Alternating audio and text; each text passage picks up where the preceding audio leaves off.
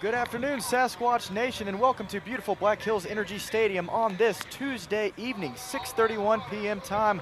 I am Wynn Andrews, your voice of the Sasquatch, and so happy to be here with you this afternoon as your Squatch have returned for the first home game in over a week as they face off against our friends from Laramie, Wyoming, the Gem City Bison. Squatch are trying to get that 6th win of the year. They are 3-7 in their last 10 games, but in baseball, it is never too late to turn it around. It is going to be a very fun night, and folks, we apologize. As you've seen probably in the past few streams, if you've been keeping up with us, we've been a little behind. Obviously, as you see our pitcher on the mound, as we're beginning the top of the first inning, we've had some technical difficulties. We were actually ready about 10 minutes before the first pitch to go ahead and introduce starting lineups, but unfortunately we had a lot of issues as our software overheated. Again, don't you love that summer heat? Always so convenient and always at the best times. So outside of that, we are glad that you're here as we are getting ready for this top of the first inning. And without further ado, we are going to go straight into this Gem City Bison lineup. And leading off is number 15 center fielder for the Bison, Derek Wood. Batting second, number 1, the left fielder, Tyler Bradley. Batting in the 3-hole, number 10 catching, Luke Bannister. Batting cleanup tonight, number 26, the first baseman, Nico Pezzanella. Batting 5th, number 25, the second baseman, Randy Stoltz. Batting 6th, the designated hitter, number 7, Tyler Godfrey. Hitting 7th, number 21, the third baseman, Keegan Schultz. Batting 8th, number 9, the shortstop, Quinn McCaffrey. And rounding out this order for the Bison, number 6, right fielder, Justice Panton. And for your Spearfish Sasquatch, leading off tonight, number 11, left fielder, Gage Crott. Batting second, number 24, designated hitter, Ryan Bachman. Batting third, number 27, the shortstop, Johnny McHenry. 4th, number 28, first baseman, Harrison Clark.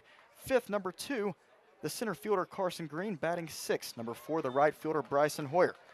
Batting 7th, number 17, the second baseman, Bailey Bordas. Batting 8th, number 40, the third baseman, Griffin Sheeran. And batting 9th, number 18, and catching behind the plate for the Sasquatch, Davis Carr.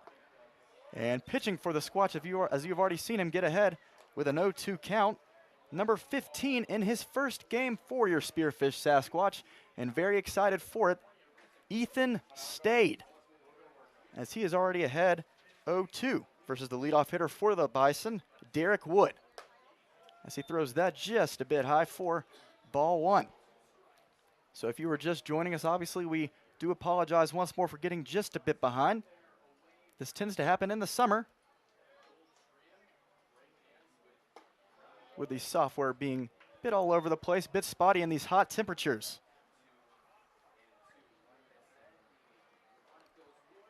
As of right now, it is 73 degrees on first pitch, but don't let that fool you, it is hot.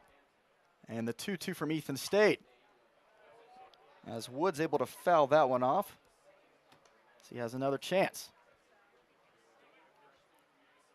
But thank you so much for joining us. We are excited for a great night of baseball. This is most likely going to be the most interesting matchup so far of the season for the Squatch, as we are hosting Gem City for a 3-game set, and we have a lot of reasons for why. We'll get into depth a lot more for why this will be so fun in the next few innings. But as of now, Stade in this battle with Derek Wood, throws a bit inside for a full count. A lot of big stories that we're going to be talking about, one of them being Ethan Stade in his first appearance with the Squatch, and the full count against Derek Wood. Fouls that back again. So Stade, the 6'4 lefty from New Ulm, Minnesota, attends Minnesota State University, Mankato. And I was able to talk to him earlier. He is very excited for some Sasquatch baseball, as Wood just gets a piece of that one, fouls it back. This is a great battle to start out the game. Woods effectively fouling a lot back, but Stade continues throwing strikes. Hopefully he can do that again here, the full count. And that one is going to find a gap into right field. So that'll be a leadoff single for the center fielder, Derek Wood. as he knocks that one over to right fielder tonight, Bryson Hoyer. And now Tyler Bradley, the left fielder.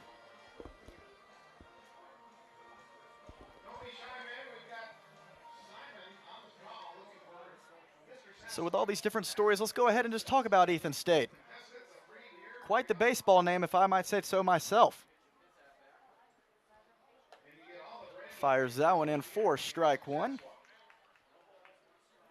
So Ethan followed the Sasquatch back after their 5-game series in Idaho that actually wrapped up Sunday. His first game at home, his first game all season with Spearfish. Stayed redshirted at MSU Mankato last season, did not get as much playing time, so he's excited just to get back on the mound and hopefully deal in his first game with the Squatch. And he's got a good start as Tyler Bradley is swinging and a miss now, behind 0-2 to Stade.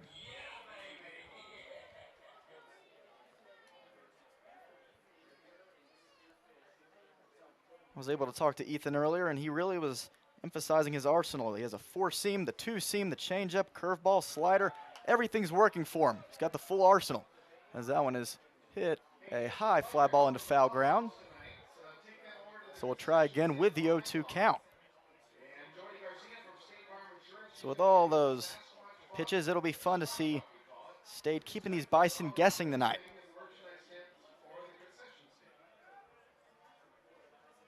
Doesn't want to show too much early. He's gotten ahead of both Derek Wood and now Tyler Bradley. And that one's going to be lifted out into right field. Hoyer back on the track for out number 1. So Tyler Bradley took that one for a ride, lifted it high, but not far enough. And Luke Bannister, the catcher who is hitting in the 3 spot for the Bison tonight, steps in. 1 on, 1 out for Ethan Stade. And to add on to it, Bannister is the beer batter of the night here at Black Hills Energy Stadium, which means if Bannister is to strike out in any of his at-bats tonight, the Squatch faithful get a huge discount on their beer. So if you're around the Squatch area, want to have a good time, want to watch some fun baseball, come on out. We are in the top of the first inning. It is 6:39. Game started just a few moments ago. Got plenty of ball left. Stayed the pitch. Taken upstairs for ball 1.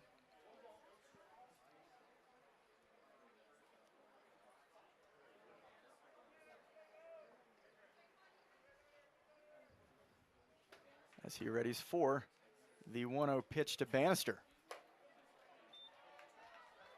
Ball 2. So Bannister from Temple Community College, hailing from Hutto, Texas, hitting .354 on the year for Gem City. 17 hits, 3 doubles, 5 runs driven in.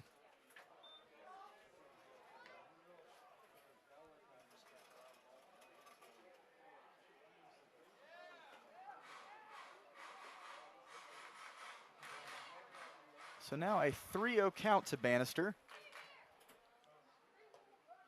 And that one is going to be taken for a strike on the inside edge. Davis Carr catching behind the plate.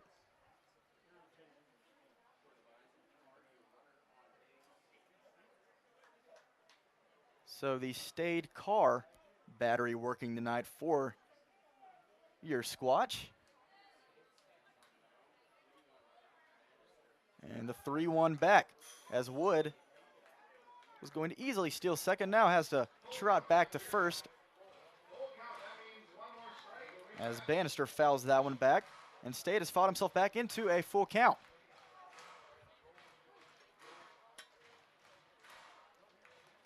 Squatch are 5-16 after a tough road trip in Idaho over the entirety of last week. And the full count, swing and a miss. The first strikeout of the day for Mr. Stade. And a beauty at that. As Carr throws back to first in a hurry, Clark catches it, but not in time, but that is okay. A huge cut from the catcher Bannister. And now 2 outs for Ethan Stade with the first baseman Nico Pezzanella. batting tonight. And the pitch. Taken for a strike. You have to love the attack from Ethan Stade early. Finding that strike zone with ease. And even after getting behind 3-0, finding a way to fight back. And ultimately striking Bannister out. Good pitch, but just a bit outside for ball one. So after the 5-game trip to visit the Caldwell County Spuds in Idaho, the Squatch only came away with one win, as Carr is going to fire over to second, and that is going to be way over the head of McHenry, and that is going to be an easy steal for Wood as he slides into third base. So after the errant throw by Carr, that runner is now on third with a 2-1 count to Pezzanella.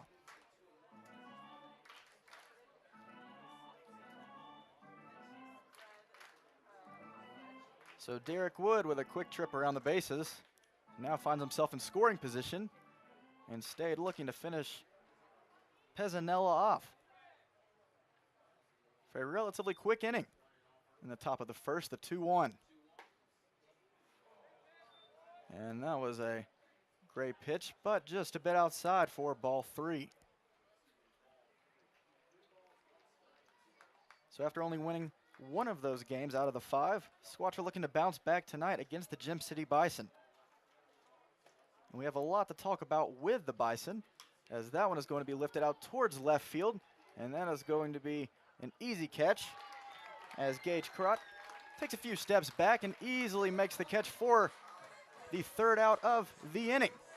Now we head to the bottom of the first. The Squatch are locked in tonight. We hope you will be too. The series is going to have plenty of action. We're happy you're here with us. We'll be right back with you. This game is tied 0-0.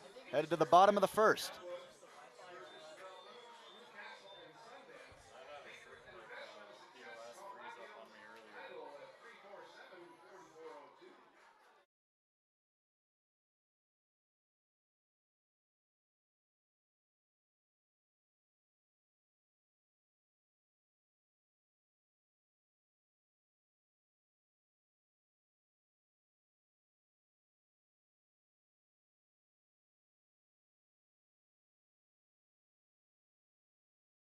You'll find rugged hiking and biking trails, extreme rock climbs, and views that will take your breath away. Plan a Spearfish vacation and come find your adventure. Spearfish, my great place in South Dakota.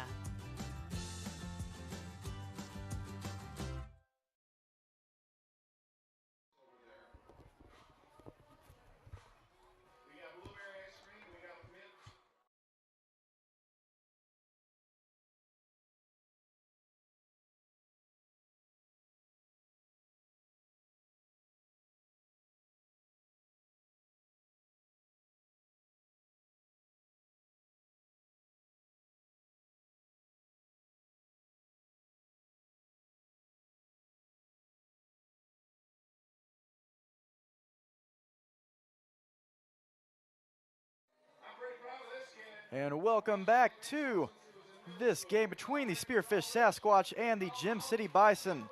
Starting the bottom of the first inning, Gage Crott leading off for the Squatch, about to step into the box for his first look at the pitcher for the Bison tonight, number 30, Parker Knupp. Game is currently tied 0-0. Hopefully not for long. As Knupp fires that one outside and in the dirt for ball one. So the Squatch donning their all-white jerseys. A great look at home.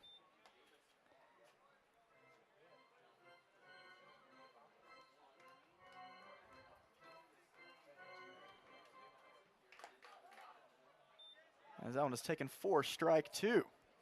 So Parker Knupp, the righty from Asheville, North Carolina.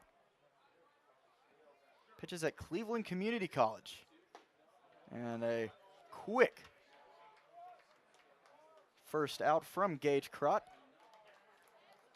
As Knupp wastes no time in retiring Gage for a quick first out, and Ryan Bachman stepping in the designated hitter tonight. You usually find him over at second base, but every once in a while, we still need his bat in the lineup, but he still needs some rest. So DHing tonight, he has been a very valuable bat for the Squatch lineup, but that one is going to be just on the outside edge of the infield for out number 2. So 4 pitches, 2 outs for Parker Knupp. And Johnny McHenry batting third, looking to extend this inning. You don't want Parker Knupp to get off too easy in the first, as that breaking ball finds the strike zone for strike 1. 2 outs, no one on. And the 0-1 taken inside. So we've seen McHenry plenty of times, most of the time leading off for the Squatch from Sparks, Nevada. Plays at Saracoso Community College, batting .286 on the year.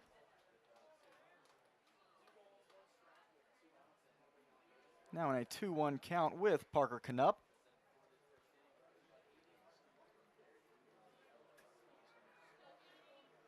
A very interesting pitching matchup, which I'm excited to get into.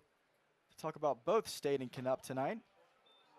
That one is going to be taken inside for a ball.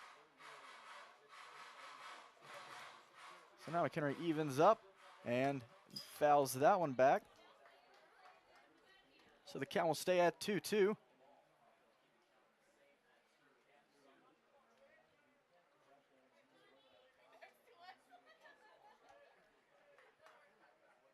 A beautiful night, and after the long series, that one is fired straight to second base. And on one hop and throws over to first for the third out of the inning. We have a lot to talk about headed to the top of the second. Score still tied at 0.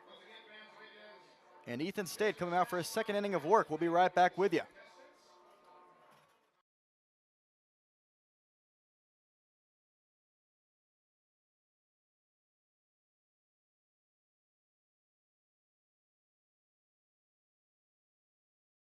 We're all going somewhere, going higher, faster, farther, going in new directions, to new places. At Monument Health, we keep going so you can keep going. We're dedicated to advanced orthopedic care with the latest innovations, technology, expertise, and treatment. So keep exploring, keep making memories, keep going with Monument Health as your partner. Learn more at monument.health/orthopedics.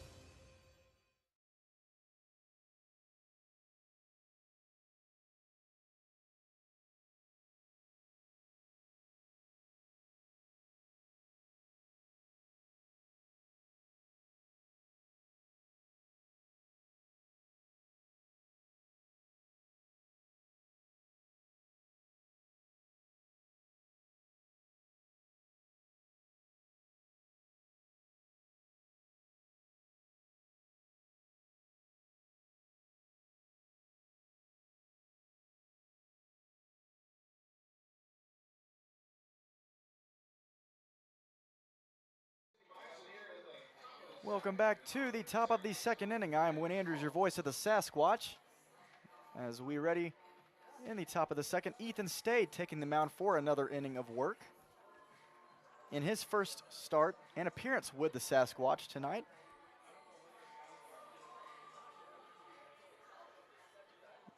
In a pretty brief and easy first inning, hoping to continue that success here in the second.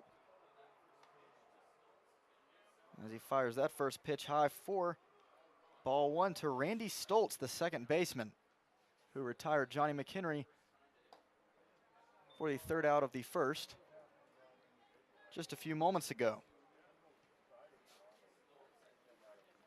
Stoltz from Big Fork, Montana. Goes to Lassen Community College, hitting .316. That one's taken inside for ball 3. There's a lot to be said for this Gym City Bison offense. As I continue going through players, I will continue to be mentioning their batting averages, as 7 of the batters for Gym City are hitting above 300 to start the year. which is a pretty impressive feat, regardless of if it's summer ball or not. So now a leadoff walk to Randy Stoltz on 4 pitches. And now Tyler Godfrey, the designated hitter. Number 7 stepping in. Godfrey from MSU Billings, hitting .286. So as we said earlier, the Squatch are 5-16 to start the year. A tough 5-game road trip in Idaho against the Spuds. Took 1 out of the 5. Returned home yesterday. And the Sasquatch got a quick nap in before resuming action today at home as Godfrey hits that one high. Pops it up to McHenry as he is going to call that one off. Backtracks just a few steps for out number 1. A lazy fly ball, but never an easy play with the sun just beating down on the infield. But McHenry, a great defensive player, able to take care of it. As the tall third baseman for the Bison, Keegan Schultz, steps in with a runner on first and 1 out, and stayed making sure to take care of Randy Stoltz over at first. Doesn't want him to advance. The Bison are very aggressive on the base paths, wanting to always get in scoring position, as are most other teams in the Independence League. See plenty of aggressiveness. Always exciting.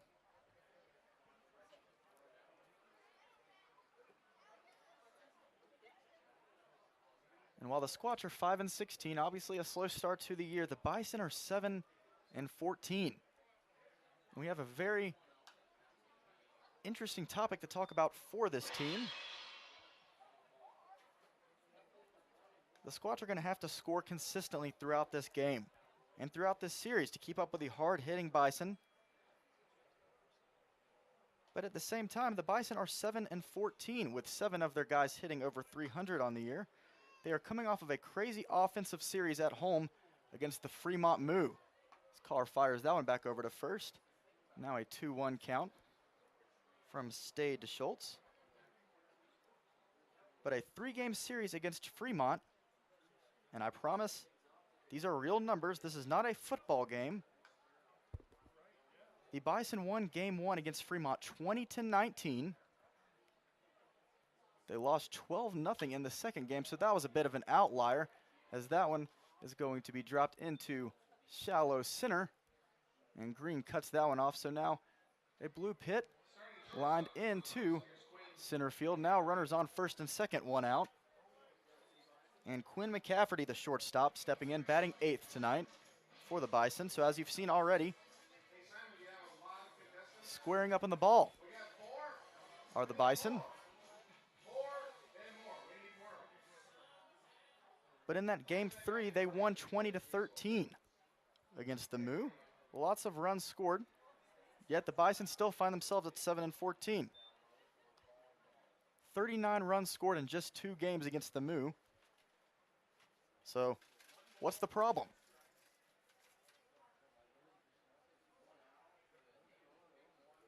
And the 1-0 from Stade is going to be pretty evident in baseball. It's a two-sided game, offense and defense has not been very successful so far, especially through pitching for the Bison. It's been a bit tough. The offense is mashing, and they are getting runners on base at all times, but the pitching continues to struggle significantly. The Bison are pitching to a collective 9.26 ERA so far throughout the season, with only 2 of their pitchers sporting an ERA below 5. And most of the time, summer league or not, that is not a recipe for success, as McHenry charges that one, fires over to Clark for out number 2. So Stade able to get a ground ball. Advances runners. So now runners on second and third, but trading that in for an out. 2 outs here. And the 9th-place hitter, Justice Panton, the right fielder for the Bison.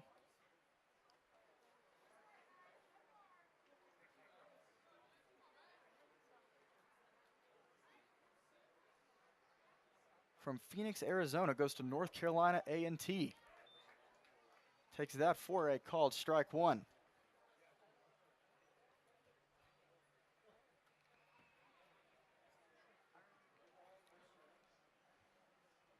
So as we said, a very polarizing offense and defense dynamic for this Bison team so far this year. They're looking to balance out that firepower offense with that struggling pitching staff. Hopefully they do not find that formula in this three-game series with the Sasquatch.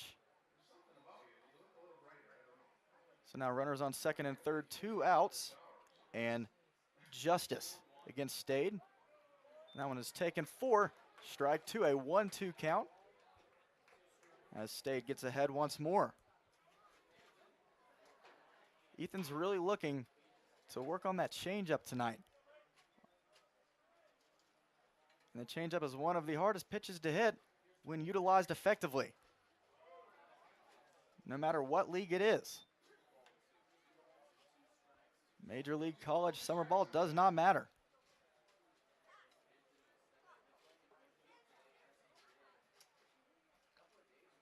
So now the 2-2 to Justice.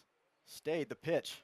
And that one is fired over to McHenry. Takes a tricky hop. McHenry one-hands it, throws over to first for the third out. A great play by Johnny over at short.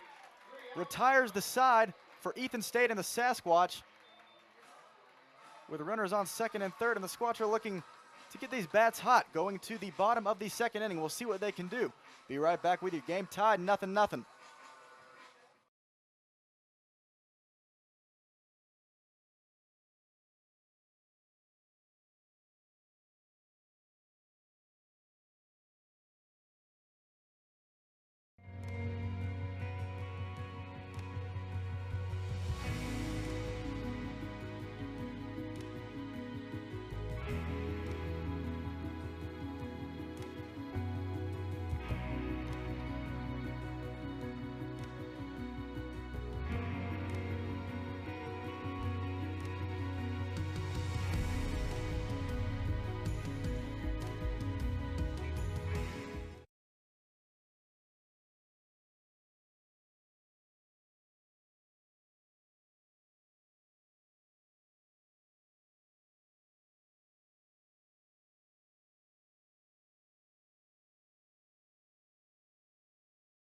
In health, we keep going so you can keep going. With advanced orthopedic care, technology, innovations, and treatment. So keep exploring, keep making memories, keep going with Monument Health as your partner.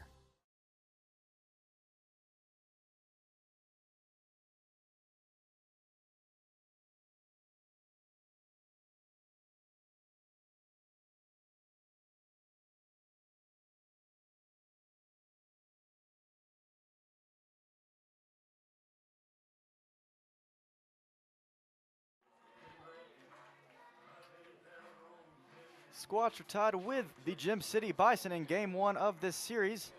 0-0, headed to the bottom of the second inning, and Harrison Clark stepping in. Batting in the 4 spot tonight with his first look at pitcher Parker Knupp. And that one is fired low for ball one.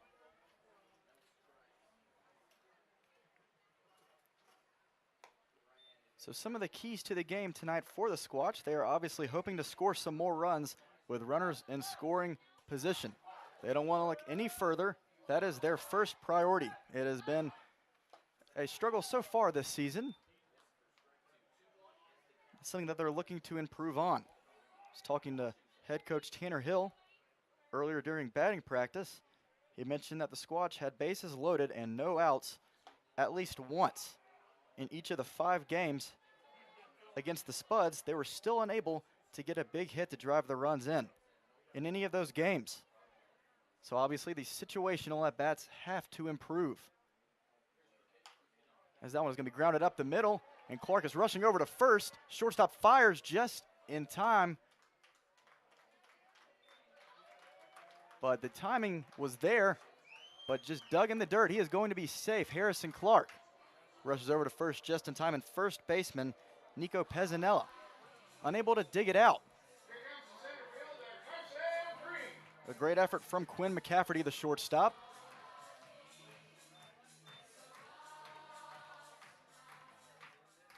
But not enough as Carson Green, the 5-hole hitter, and the center fielder, takes that ball way outside. A 1-0 count. So it's never been getting on base that has been the problem for the Squatch. It has just been being able to drive the runners in once they get on. And obviously it's a very irritating thing for the Sasquatch offense. They know they're fully capable. They just have to keep working towards it. Baseball is a weird game. You never know when the tides will turn. As that one is lined out into center field. Carson Green gets that one to drop, and now runners on first and second. So after a 1-2-3 inning from Parker Knupp in the first, he faces immediate trouble with runners on first and second. Behind 2 hits for the Squatch, and now Bryson Hoyer, the right fielder, number 4, with a great opportunity to get a run or two.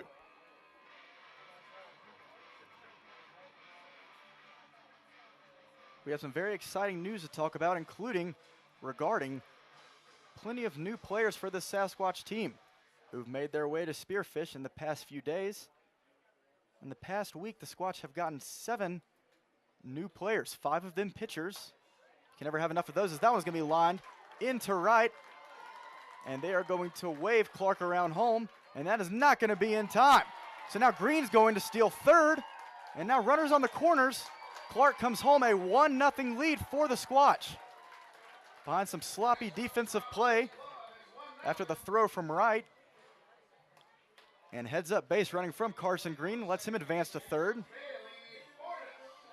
And the Squatch take the lead with Bailey Bordas coming up. So now 3 hits, all in the bottom of the second, and a 1-0 lead. Would never hurt just to put this game away when you can. Drive plenty across early, and this team is definitely able to do so. So Bordas playing second base tonight, taking over for Ryan Bachman, the designated hitter. You have to love Bailey's play over at second. Makes some great stops, as that is going to be a steal over to second, and catcher fires for the Bison, but not in time. As Bryson Hoyer making an immediate impact after that line into right field for the single to get Clark home, and then stealing second. Now runners both in scoring position. Second and third, nobody out, and the 0-2 count to Bordas. And that is going to be a called strike 3 on the outer edge. Bordas smiling as he walks back to the dugout. Probably knew that one. That was a beautiful pitch. But unfortunately, the first out of the inning with runners on second and third. And Griffin Sheeran, who is batting 8th tonight and manning the hot corner for the first time this year. We've talked plenty about Sheeran. You've seen him on the mound multiple times. He's had some very impressive starts, and also in right field and center field. You gotta love a player like Sheeran. Super utility man. Fouls that one back for an 0-1 count. So this is where Coach Hill and the offense know they have to improve. Sheeran takes a half-hearted swing on the inside part of the plate for strike 2. So 1 out, but runners on second and third. A sac fly would be beneficial in this situation. Takes that one upstairs for ball 1.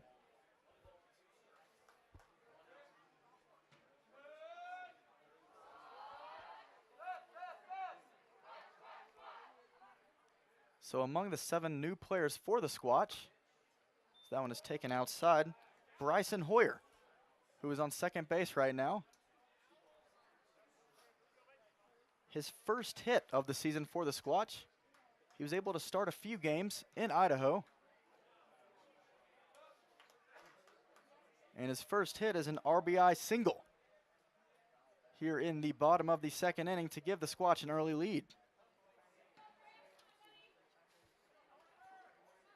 So Bryson is playing right field tonight from Paso Robles, California. Goes to Loyola Marymount University in his third game tonight. We'll have the immediate impact, and the ump is going to call that one out as Sheeran is called out on strikes, 2 outs. And Davis Carr, who is batting ninth and catching behind the plate.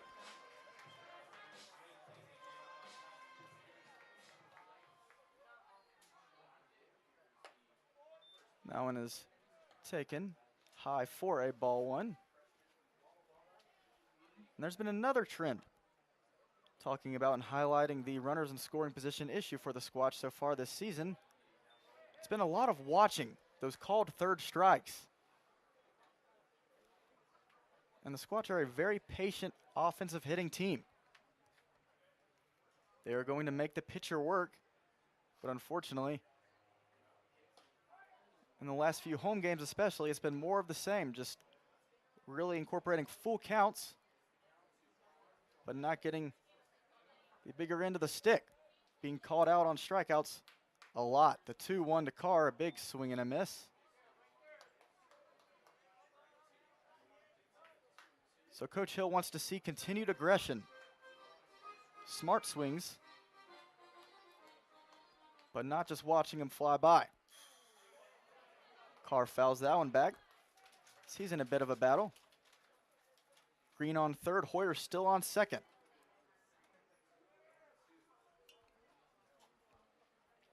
A beautiful night for baseball, I tell you what. As that one's going to be fouled high, right to the pitcher, as he takes care of that for out number 3. So Squatch get him on second and third, unable to do anything, but they still pull across 1 run behind the RBI single from Bryson Hoyer, his first hit of the season. That's the way to do it. Squatch get 1 across, hoping to add on more to that, and Ethan State coming out for the third. We'll be right back up with you. Squatch up 1-0. Knee replacement? With the area's only ROSA robot, Monument Health offers a more personalized and precise procedure, customized for your anatomy.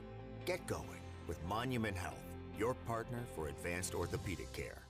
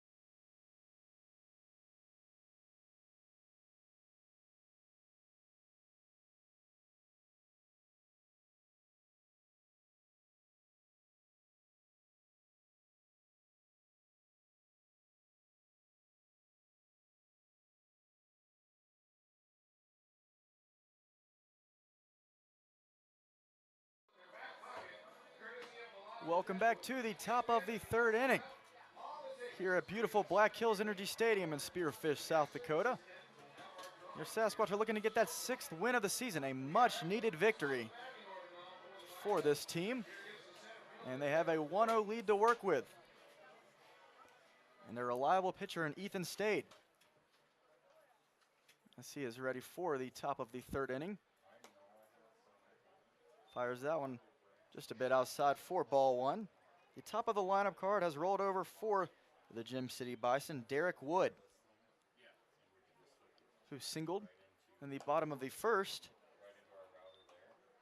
Now back in for another look at Stade. The Bison have 2 hits, no runs to show for it to this point. And the 2-0 count. That one is in on the hands. Carr races back, but not in time as that one is over. The outstretched hand of Carr hits the protective netting. So no luck there, but a 2-1 count for Ethan Stade. I tell you, it's so fun to say. You hear the name Ethan Stade, you just figure he's pitching on a mound somewhere. And a beautiful pitch, but Wood gets just a piece of it. Now, count evens at 2-2.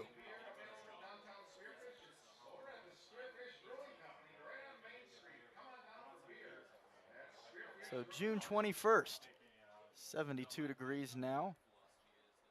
At 7:12 Mountain Time. And that one is going to be fouled high. Carr tries again, but right into the Bison dugout. So we'll try again.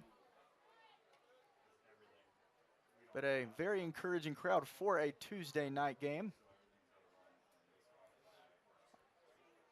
Game after game, always fun to see the Squatch faithful making it out to support their team.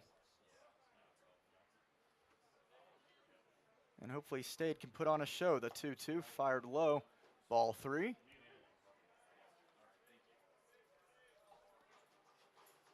It's a big night here at Black Hills Energy. It is pageant night here. Mr. Sasquatch night is our theme of the night.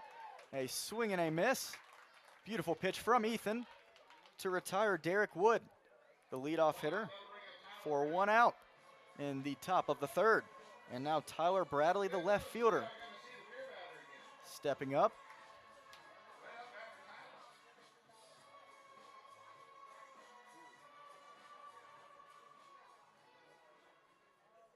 So after just a little bit of trouble in the first, Ethan Stade has seemed to settle in. So far, so good, through 2 1/3.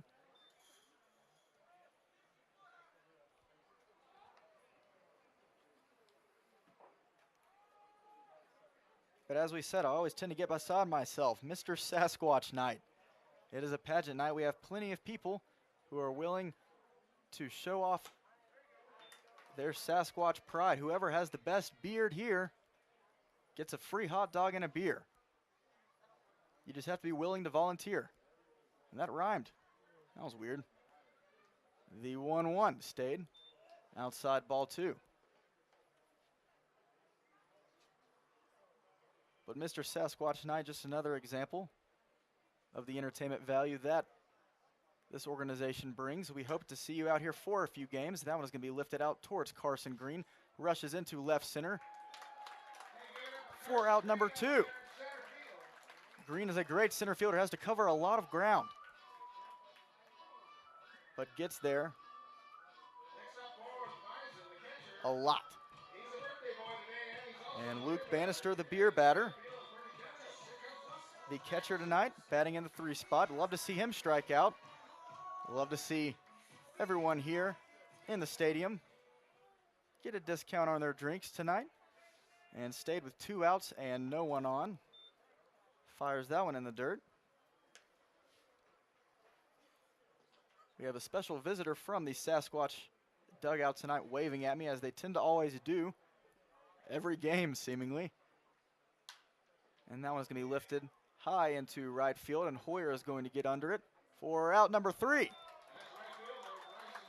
So Ethan Stade, a 1-2-3 inning as he is relaxing comfortably on the mound, looking to continue some more great work going into the top of the 4th.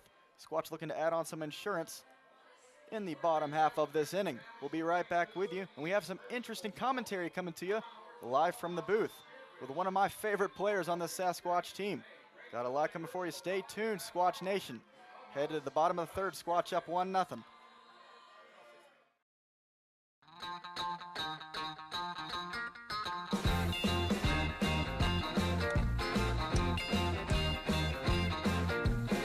I want to shout out to the world so they know my sweet baby loves me so.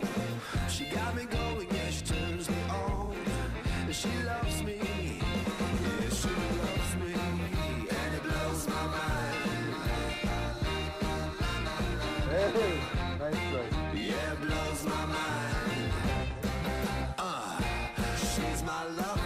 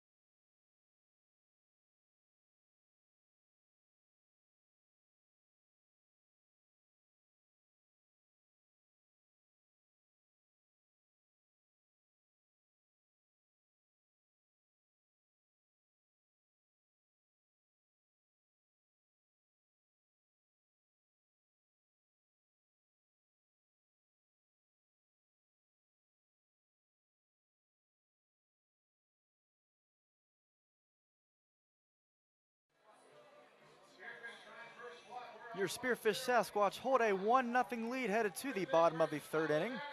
And the lineup card rolls over for Gage Crott, leading off tonight for the Squatch.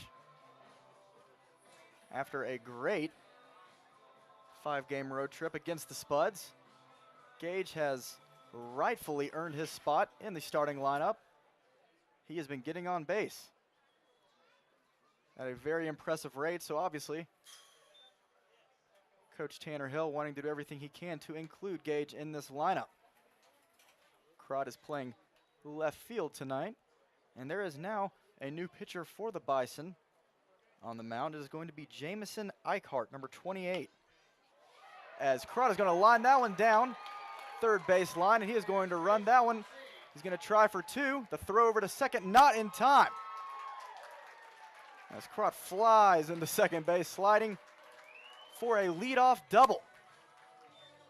And the offensive success continues for Gage Crott. That's why he's leading off tonight. Don't be surprised if you continue to see this, folks. Gage is getting hot. So now 4 hits through 2 innings for the Squatch, and Ryan Bachman stepping in, looking to get Gage home.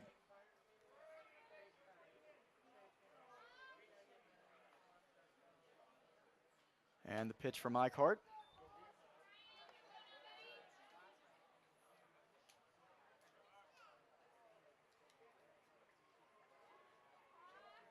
So Eichhart's arrival means the end of the line for Parker Knupp, as this is looking to be a bullpen game.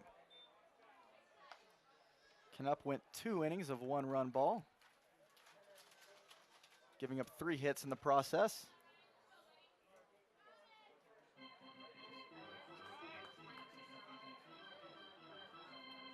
And now Eichhart ahead on Bachman 0-2.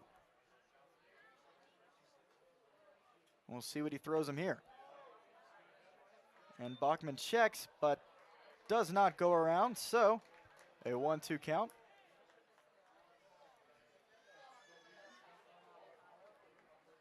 For Ryan, who is continuing his great season with the Squatch at the plate, hitting .342, by far the leader for Spearfish. And you love to see people like Gage stepping up, being able to get on base. Followed by players like Ryan Bachman. 2 balls, 2 strikes. Crott dancing just a few steps away from the second base bag, and that one's going to be hit straight to the center fielder, Wood.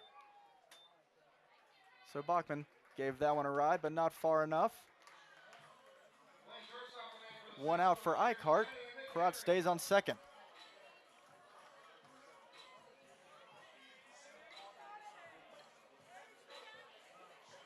And now Johnny McHenry, the shortstop, stepping back in.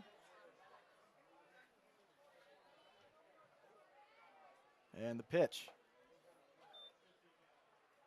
Taken low for ball one. The Bison looking to use sort of a bullpen game strategy here with the struggles that they've had, trying to find a consistent starter throughout the first month of this season.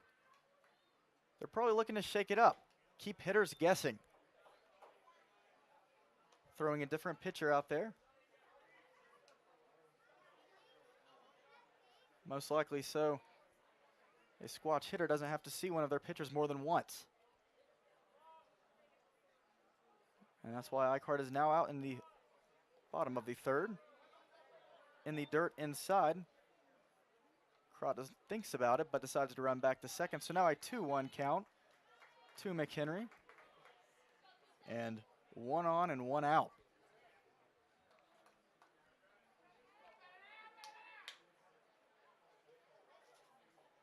And let's see what Johnny can do. Beautiful pitch, swing and a miss from McHenry. 2 balls, 2 strikes. As we mentioned earlier, the Bison struggling on the mound as a team with a collective 9.26 ERA. And McHenry takes a swing at that one, and that one is thrown just a bit high, but first baseman Nico able to take care of that one for out number 2. So McHenry hustling up to the first base bag, not in time. Crott stays on second after his leadoff double. And now Harrison Clark trying to step back in and drive another run across.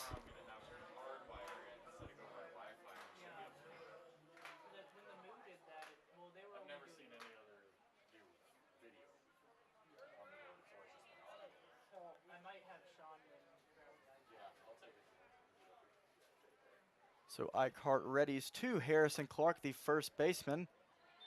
And a nice strike there.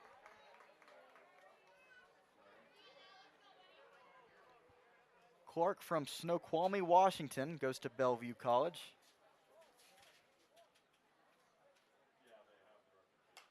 Fouls that one back. Clark has cooled down a bit at the plate, but still an offensive threat nonetheless. Able to put the ball in play, does not strike out often.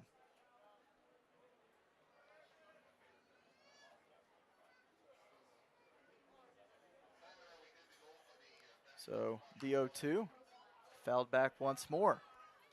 Right over the seats into the parking lot.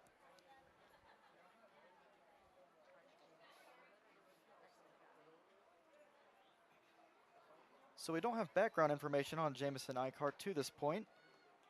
He does have a 14.54 ERA through 4 1/3 pitched. He's fanned 3 batters. And Harrison trying to fight back into this count. Now 1-2. Crott still remains on second. The pitch. And that one's going to be lined up the middle. And the second baseman is not going to be able to corral it. And that is going to get Crott home. So situational hitting from Harrison Clark as that ball gets away from the catcher. Clark is now going to take second base, easily standing up. So a ground single up the middle gets Gage Crott home from second. And now Harrison able to take his base at second. And a 2-0 count, 2-0 lead to show for it.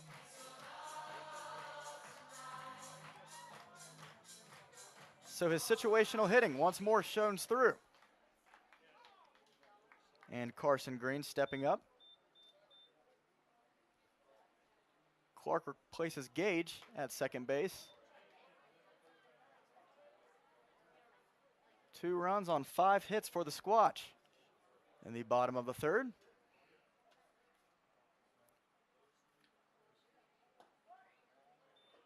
Taken for a strike. So Carson Green, basically the everyday center fielder, with a few exceptions, missed the 5-game road trip to Idaho after being sick. But he is back to full strength now, feeling better than ever.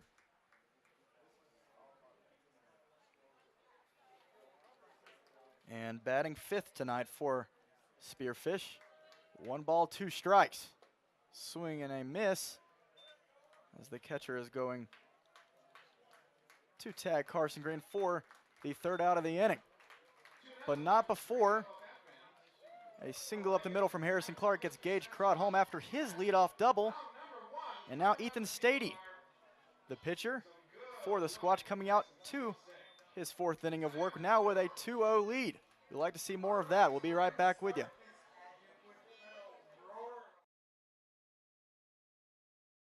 Start off with Charity. Give us your best roar.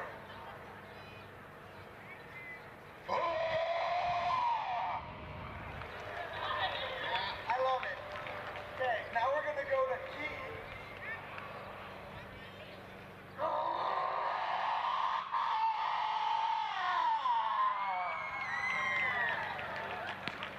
Next we got Jim.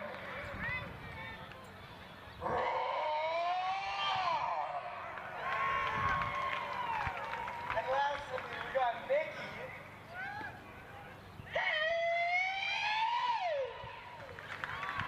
Alright. So that's the end of the first round.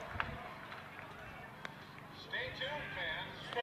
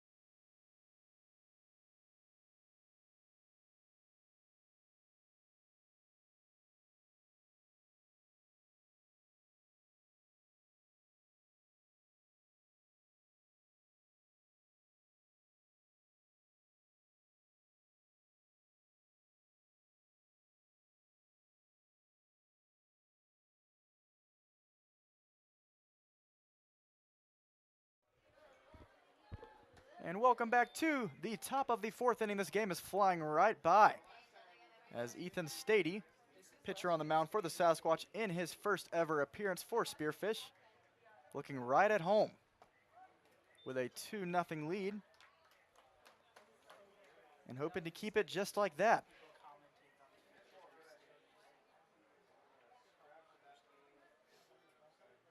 And now the 1-1 count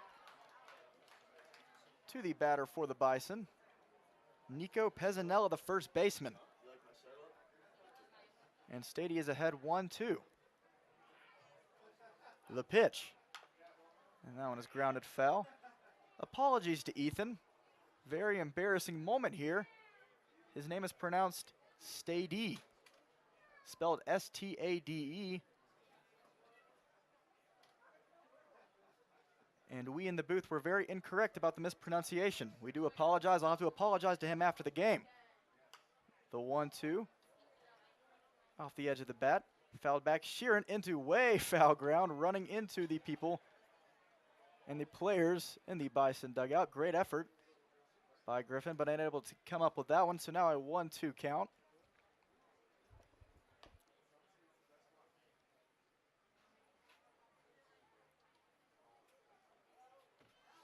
But however you like to pronounce it, Stady, whatever you want to say, Ethan has had a great start to this game.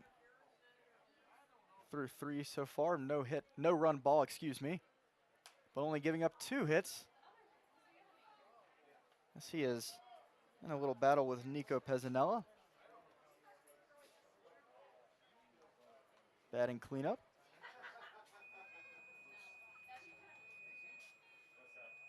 So pitching with a lead is huge against the Bison, as we mentioned. Their pitching has been their struggle so far this year. Their offense hasn't been struggling too much at all. In 2 of the 3 games against the Fremont Moo, scoring 39 runs in just those 2 games, they obviously know how to put the ball in play. very smart offense.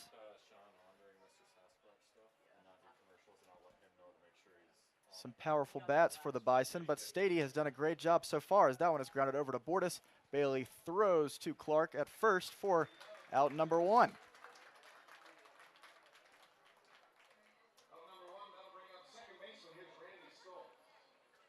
So now 1 out in the top of the 4th. That's going to bring up the second baseman, Randy Stoltz, for the Bison.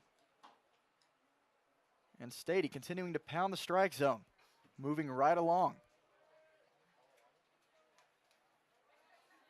And the pitch to Stoltz taking a bit outside, ball 1.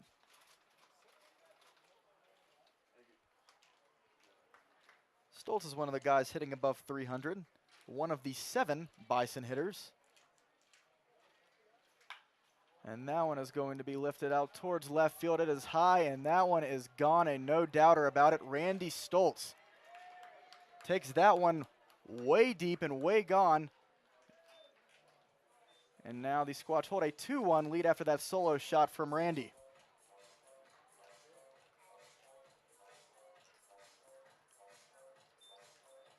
It's the beauty of solo shots, though. Squatch still have the lead.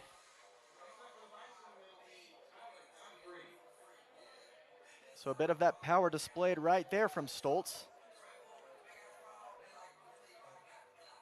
They can turn on one quickly, not afraid to score.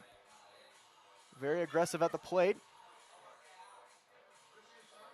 And Stady looking to get back into his groove.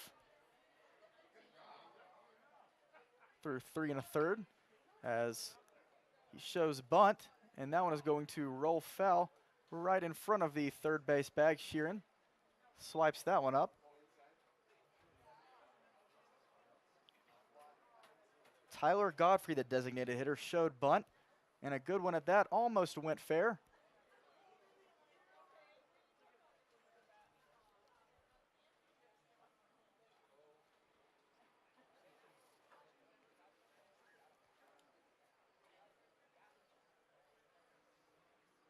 So we are officially an hour into the game time in the top of the 4th inning.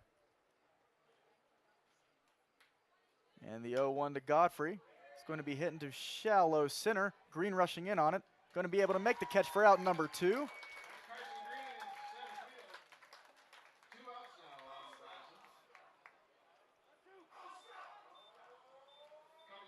And now Keegan Schultz, the third baseman, stepping in batting 7th. So in the 5 spot is Randy Stoltz, and in the 7, Keegan Schultz. Can be a bit confusing at times. Schultz playing third base tonight. Takes a big cut at that one for strike 1. As we said, it is a very eventful night. We have almost too much to talk about. Gonna have to cram it all into this broadcast, maybe extend it to tomorrow. But as we mentioned earlier, someone from the Squatch dugout was wanting to wave at me earlier. And we discussed during innings that we'd like him to come up to the booth in the bottom of the 4th. We think that'd be fun. He is a fan favorite, to say the least, and we're very excited to have him on, but it's going to be a surprise. We got to get through the top of the 4th first, and we will. After that line out to Bordas, great positioning, and after the solo shot from Stoltz, Ethan Stady able to come back easily. Still with a 2-1 lead, headed to the bottom of the 4th. Squatch looking to strike right back. We'll be right back with you with a surprise guest of the Sasquatch. Don't go anywhere.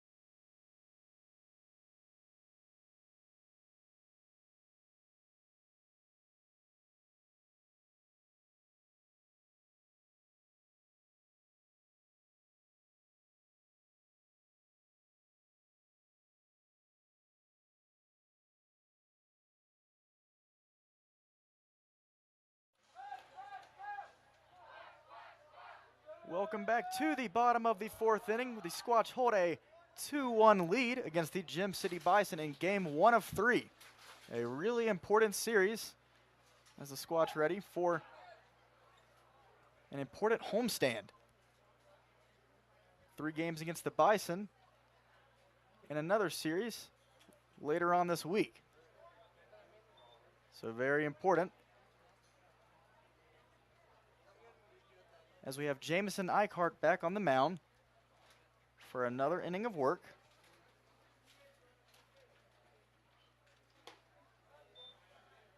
And that looks to be Bryson Hoyer, right fielder. As we said, one of the new faces on the Spearfish team. Had the RBI single in that 2nd inning. You love to see it. As Hoyer is ahead 3-1 and no one out. So very exciting to see all these new faces in the dugout. But let's go back to a familiar face that we've seen many times. You've seen him play. You've also seen him on the cameras in the dugout after he's done something, whatever it is. Mr. Cam Hoyland. How's it going, Win? Doing all right, Cam. How about you? Doing real well. It's a beautiful day at the ballpark. Love to hear it. Love to hear it. I was talking to Cam earlier. Cam's not starting today. He started 3 of 5 games in that Idaho series, so he gets a well-deserved breather today. And he wanted to come up to the booth just to kind of talk. He said he was bored, and he wanted just to see what was going on. So, Cam, how you feeling about this game so far? A 2-1 lead. Very impressive offensive performance so far. You love to see our bats waking up. Doing really well, yeah. It seems like the team is really putting a well-rounded performance together today. And Ethan coming in fresh face, and he's throwing real well. So getting a lot of soft contact, except for obviously that one last inning. But everything else has been real good, real sharp out of him too. Yeah, it was not a bad pitch at all, just a better piece of hitting. Yeah. You know, you have to give it to Stoltz there. But so far, through 4 innings, Stady has kept the Gem City Bison at bay. I was telling our audience, 39 runs against the Fremont Moo in 2 games out of 3 in their last series. The Bison are putting up runs left and right, not shying away from it, but Stady has done a great job so far. Obviously, you know, it's not the easiest thing having to come in his first contest with a new team in summer ball, being against one of the best offensive teams in the league. So you have to feel really good about that. How's the dugout looking down there? Everyone excited? I feel like there's just a new renewed energy. Yeah, real good. Vibes are real nice. Everybody's feeling relaxed. Me and Wyatt Adams are just playing a little game in the dugout just to keep everything loose and have fun over there. But no sad faces. Everybody seems to be having a good time. The sticks are swinging real well, and I'm real proud of these guys. You love to hear that too. Bailey Bordas in the middle of a 2-2 count with no one on and 1 out. Hoping to extend the inning. Fouls that one, just gets a piece of it. Now, just a few moments ago, I don't think that our audience on the live stream was able to see this. Maybe they were. We don't really know if the sound was on or off for it, but in between innings, we were talking about Mr. Sasquatch night. Very important night here, as people with beards, I really don't know how to describe this, just men with beards who were able to show up, who they thought they looked like a Sasquatch, went out there and showed off their best roar. What do you think about that? It did surprise me a little bit. I felt like the speakers were being tested right there. But I loved it. I love the energy, and I think it brings a good excitement to the fans. I love all the little competitions that go on in that. And that one seemed to be a broken bat over to second base, so Bordas is going to be retired for the 2nd out of the inning. But yeah, just a great atmosphere tonight on a Tuesday night. This is not what we expected, you know. I mean, having this great crowd show up for a Tuesday night, you know, it's the work week. Yeah. A lot of stuff going on, and you just have to feel this sense of backing from this crowd. You know, it must feel good to be as a player, you know. Yeah, seeing all the support, it's like nothing else. When we go other places, the fans aren't as nice as Spearfish's are. Yeah. Nothing like the home crowd. Absolutely. Something about South Dakota, something about Spearfish. Don't know what it is, but it is special. So tell me about this Idaho trip. You know, you only won 1 out of 5. You know, not really a way to sugarcoat it. Sort of a tough series. You know, that's just how we're going to say it. How did you feel about your performance? How do you feel the team felt coming back? Understanding that there's a lot more work to be done. Yeah, I felt that we were in a lot of those games. I mean, the games were very close, and it came down to the 7th, 8th, 9th inning. And I felt we put really good swings on bats and pitched really well too. I just think that there were some opportunities that we missed out on and weren't able to come through on. Just like with bases loaded, 1 out, no outs, guys not being able to put together. A huge theme that we're talking about so far this year. It's sort of been a season-long thing, sort of stretching into the later weeks, the final week of June. It's still been a struggle, and you know, baseball is a weird game. I've said that before. It takes some time sometimes, but what do you say, like what has your team been saying, the offense especially, been able to say about just kind of getting back into it as the side is retired? We're gonna ask that question when we go back to the top of the fifth, Cam. You know, I was kind of long-winded there. But ladies and gentlemen, so happy to have Cam Hoyland in the booth with us today. We're gonna have to put a camera on him in a few minutes if we haven't already. So very happy to have him up here. Squatch are up 2-1, headed to the top of the fifth.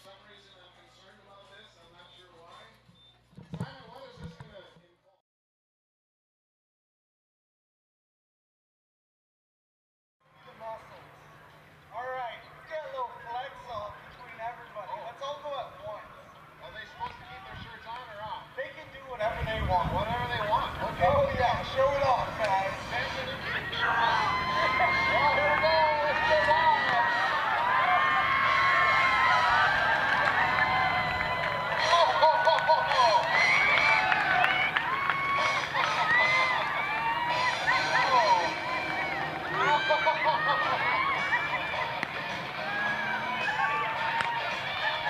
Damn, that was good, guys.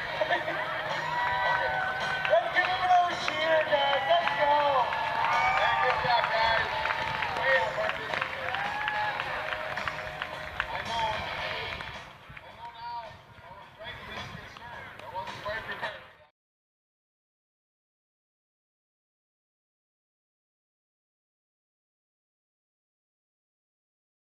For summer at the Denny Menhold dealerships in Rapid City. Trade-in values are at an all-time high, and there's never been a better time to buy. With over 400 vehicles on location, you're guaranteed to find the right ride to take you into summer. And while you're here, make sure to sign up to win some great summer gear, like a Rice Honda side-by-side, Black Hills Fireplace Traeger Smoker, a variety of gift certificates, and more. Come by and check out a great selection of vehicles and summer gear at any of the Denny Menhold dealerships in Rapid City and at menholdsummer.com.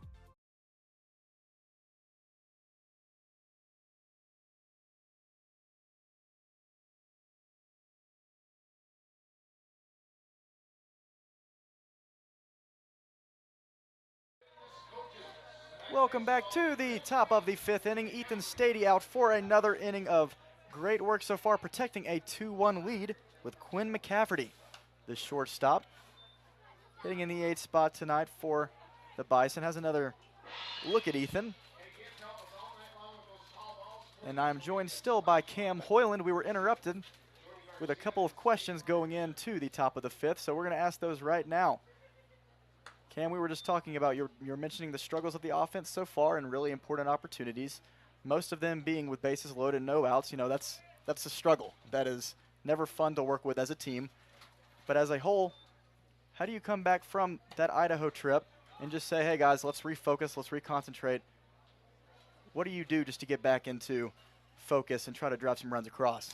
Yeah, you know, I think a lot of positives still to bring out of that. A lot of guys put up really good at-bats, but just protecting that 2-strike count is one that is almost like obvious for us that we need to work on. A lot of looking strikeouts, especially in big situations where we have bases loaded or runners on second and third with no outs, 1 outs. And we got people looking or getting too picky and looking for their perfect pitch. And I've been victim of that too. And I think in Idaho, one thing was that, and then also just making the moment too big. Guys, I think, got a little nervous, kind of put too much pressure on themselves when, in all reality, this is the best environment to go have fun. Like, there is no pressure at all when you dumb it down, and it's just a real fun environment.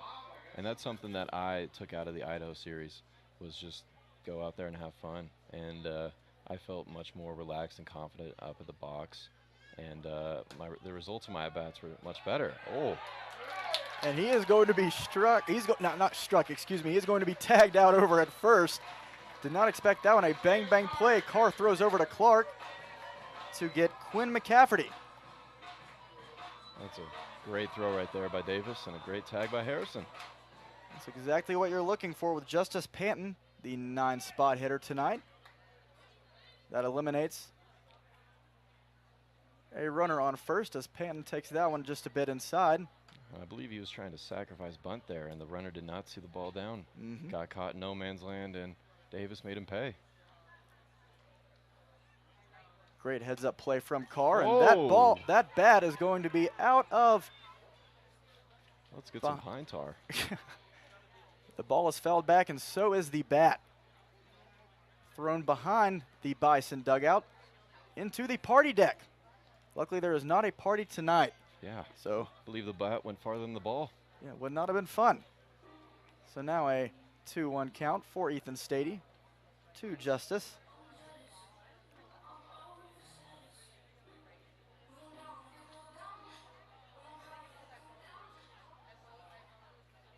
But obviously, as you said, the situational bats just have to improve, and that just comes with time. How do you feel like you've been enjoying your summer so far with Spearfish? You feel like what kind of role do you think you've embraced as a member of this team?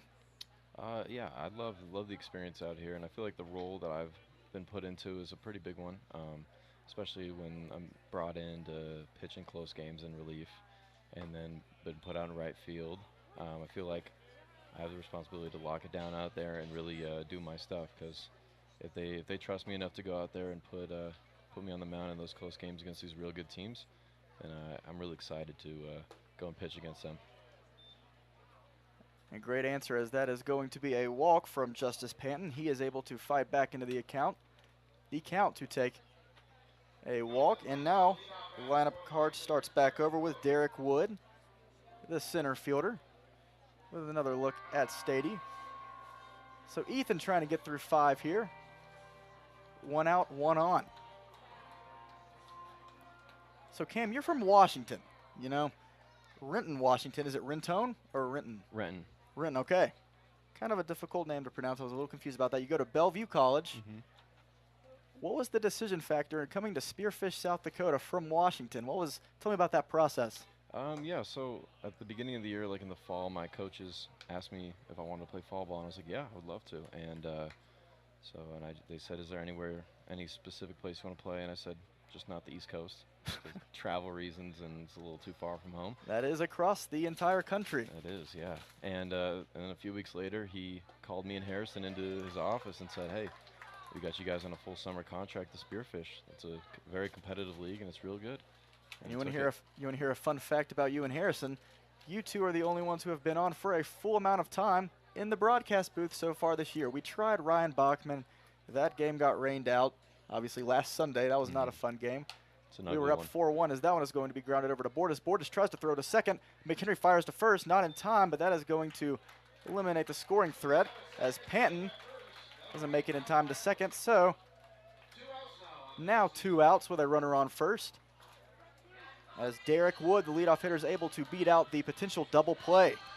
And Tyler Bradley, the left fielder, stepping back in.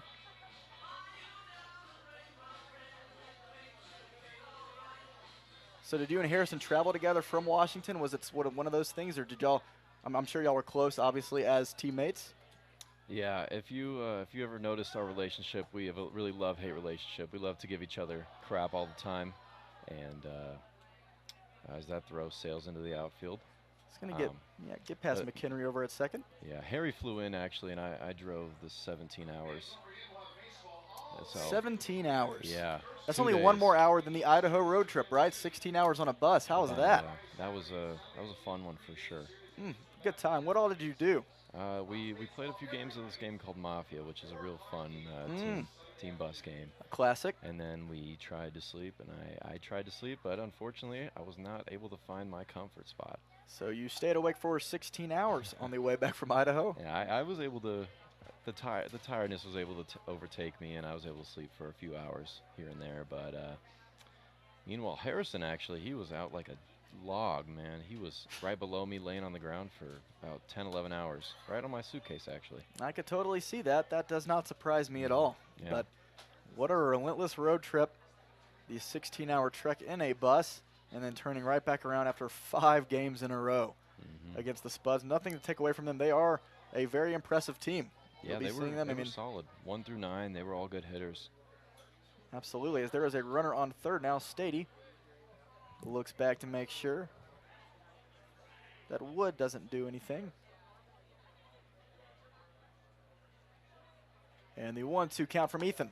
That's a strike. And that is going Yep. to be a strikeout, called strike 3 on the outside edge. And Ethan Stady is now through 5 innings of just 1-run ball. So we have quite the game for you folks on a beautiful Tuesday night here in Spearfish, South Dakota.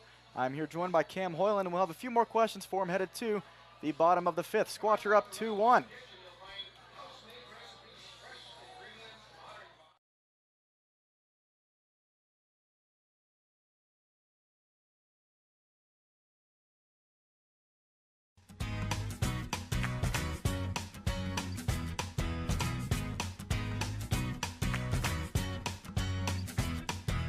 Walk through life.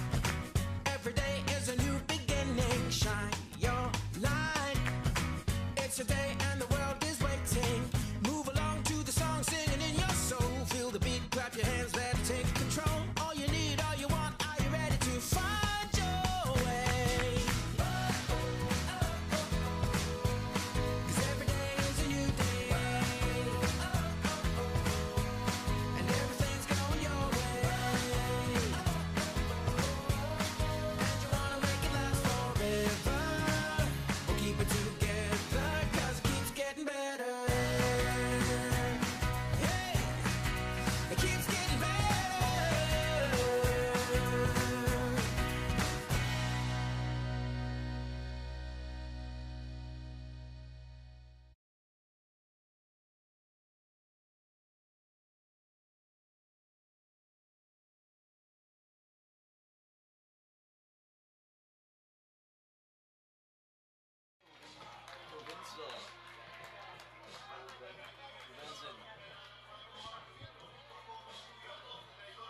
And welcome back to the bottom of the 5th inning. The Spearfish Sasquatch have that 2-1 lead over the Bison. A very dangerous offense from Wyoming. And through 5 innings to this point, Ethan Stady in his first start for the Squatch has done an incredible job. 3 hits, 1 run allowed. And the lead still intact for the Squatch, as Davis Carr is able to line that one into left field for a leadoff single. So Carr, great job of being patient in that count and able to square one up. And back here with Cam Hoyland, who is smiling effortlessly into the camera. Cam, I know that we've talked about this a couple of times. I'm fascinated by how much you look like San Francisco Giants outfielder, right fielder especially, Jock Peterson. Yeah, that's honestly a compliment, and I hope my play style is starting to match up to him too. That would make me feel real happy. Well, you know, Jock Peterson just homered against the Braves actually a few moments ago. Oh. So, and Gage Crott is going to hit a pop fly into foul ground for out number 1. The Braves are your team, aren't they? They are my team, you know? Yeah. They are my team. So I have a lot to appreciate about Jock Peterson. And usually I'm not just going to be comparing everyone to random MLB players, but the resemblance is uncanny. You know, it's something about it. I don't know what it is. Hopefully the live stream audience was able to see the resemblance there. There was definitely a comparison to be made. And I said it one time on the stream when you were in right field, saying that you look just like him. And I will forever stand by that. Thank you. Yeah, my dad actually texted me after that, and he thought that was hilarious. Oh, did he? Yeah. Good. He Hopefully. he said he saw it though. He did see it. I'm telling you, maybe I'm not the only one. Let's see other people in the booth. Trevor, Patrick, our sound guy, how are we feeling? Do we think the same?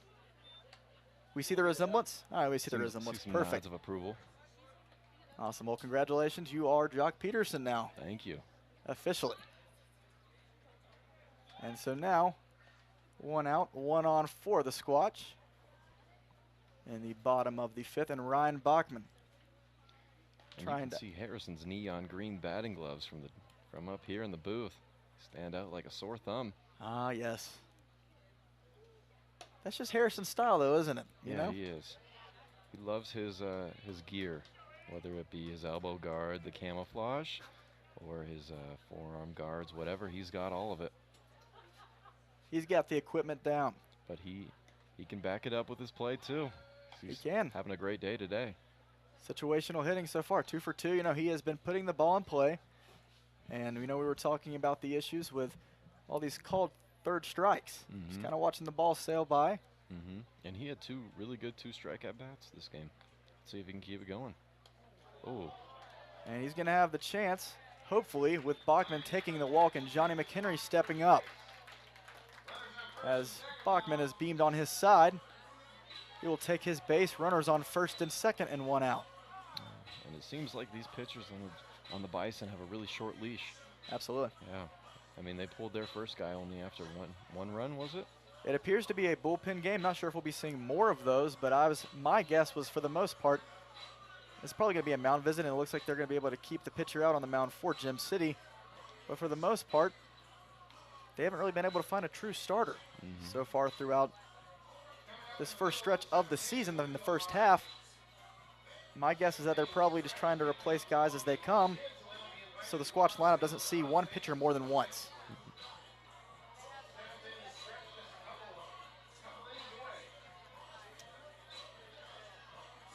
Yeah, it seems like they are grasping at straws, hoping to find one guy that can really lock it down for them. Right. It is a beautiful night here. The weather is not in question for once in over 2 weeks here in Spearfish. The last game at home, we just said a couple of minutes ago, the Squatch had a 4-1 lead over the Prospects early in the game and looked to continue, but the game was canceled due to a severe thunderstorm. There was no severe thunderstorm watch about it. It was all severe thunderstorm and a tornado in the mix too. Yeah. So some crazy weather we've seen in June. That appears to be the highlight so far of June. Just a lot of postponed and canceled games here and there. And I'm no stranger to that back in Washington. We had tornadoes? No, not tornadoes. Okay, okay. We had rainstorms, and every day was rain. We set records this year, actually, in April and May for the most rain in like 75 years. I must say, how far are you from Seattle? About 10 minutes. Bellevue's about like 10 miles south of Seattle. I was always curious if Seattle really lived up to the hype of how much rain it got. Oh yeah, it does. It gets real ugly over there, and it's been beautiful here. I'll say, so this has been a break for you. Oh yeah. Breath of fresh air. Yeah, when I talk to my parents, they say it's still raining in mid-June. That is unreal. Yeah. Not a cloud in the sky here for Cam. And the Sasquatch, the 1-2 to Johnny McHenry as he is able to foul that one back. These are the opportunities that we talk about, over and over. Being able to, the Squatch, I mean, we have a very patient offense. We will let the pitcher work. We are not going just to be aggressive immediately over and over. So it has never been a question of getting them on base. Just finding a way to put the ball in play. That's a real good take there by Johnny as that pitch is low. And that's a hard one to lay off of, isn't it?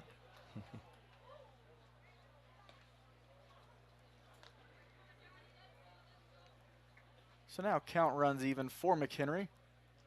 Runners on first and second. The pitch now is grounded up the middle, and that one is going to get through. As Carr is going to come home, and a bobble in center field is going to let Bachman advance to third, and McHenry over to first. So now the Squatch have a 3-1 lead behind 7 hits. All right, let's see it, Harrison.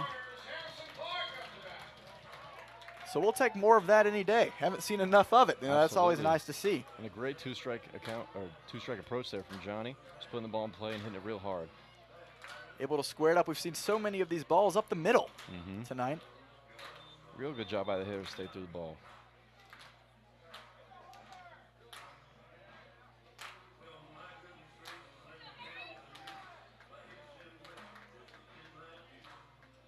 And so Harrison Clark now, Cam Hoyland's teammate, who is 2 for 2 tonight. Are there any Gem City Bison fans in the house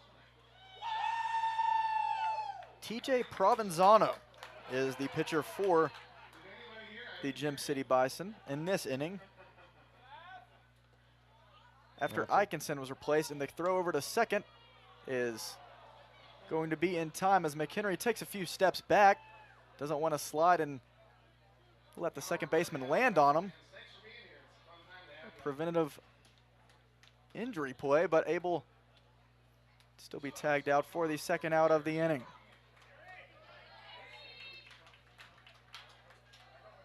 So All right, let's see McHenry, if Harry can bring this guy in. there's a possibility the 1-0.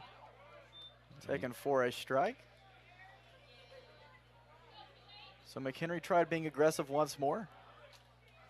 And that time did not work out in his favor. Cam, what does Coach Tanner tell you about being able to just be aggressive on the base paths? You know, this is summer ball. What does he say to you just to, you know, continue that aggression? He says he tells me pretty much, he gives me free reign, tells me to be smart and just make good calls.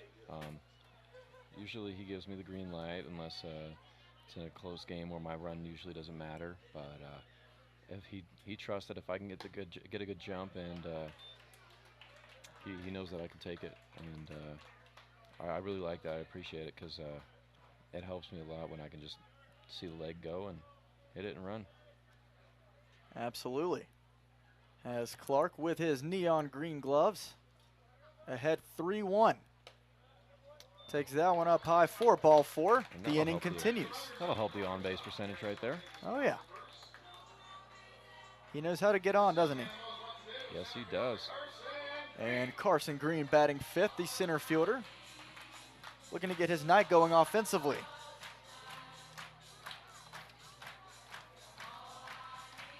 Against TJ Provenzano. The Bison have not messed around. They're not going to take any chances. Letting their pitchers see a Sasquatch batter more than once. Provenzano throws back over to keep Clark honest. So now runners on the corners. 2 outs. Bachman on third, Clark on first.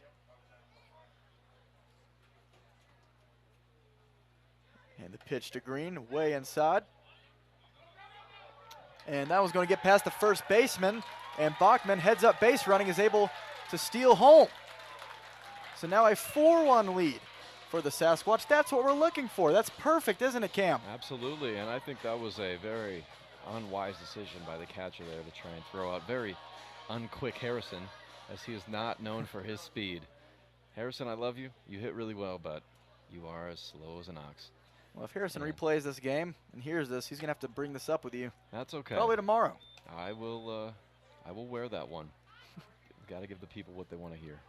So now 4 runs on 7 hits for the Sasquatch, 2 errors. And he keeps picking him off. I want to go tell him he's. Well, Harrison Clark's a threat. He is a threat. He is going to steal. Speed demon. I would love for him to prove me wrong here and take a bag.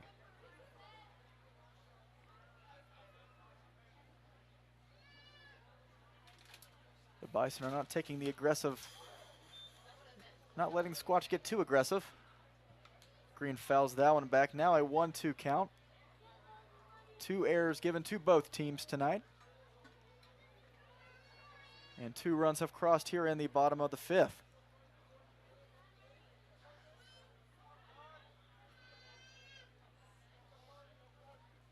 Always great to see the Squatch bats being able to score often throughout the game consistently.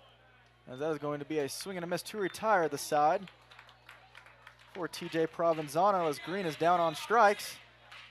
But not before 2 runs score in the 5th inning to take a 4-1 lead. Sasquatch are up, hoping to get their 6th win of the season. I'm here with Cam Hoyland, and we'll be right back with you in the top of the 6th. So very excited to see what's next. We'll be right back with you. Don't go anywhere. The last round is magic. We're going to have a little mating dance. So they're going to have to show us their best mating dance. And we're missing a contestant. Nikki. Yeah, there it is. All right, let's get her going. Best mating dance.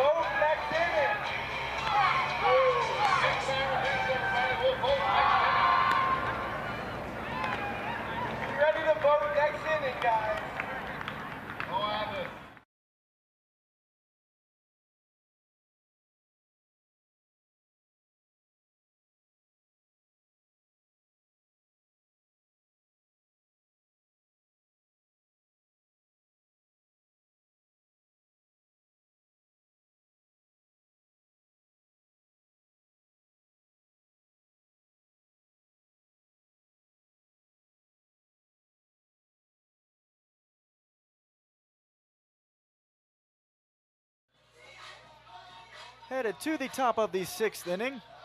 The Gym City Bison have gone through 3 pitchers to this point. Squatch only have 1, who is still dealing. Ethan Stady back on the mound for the 6th, now with a 4-1 lead to protect. He has been great so far tonight.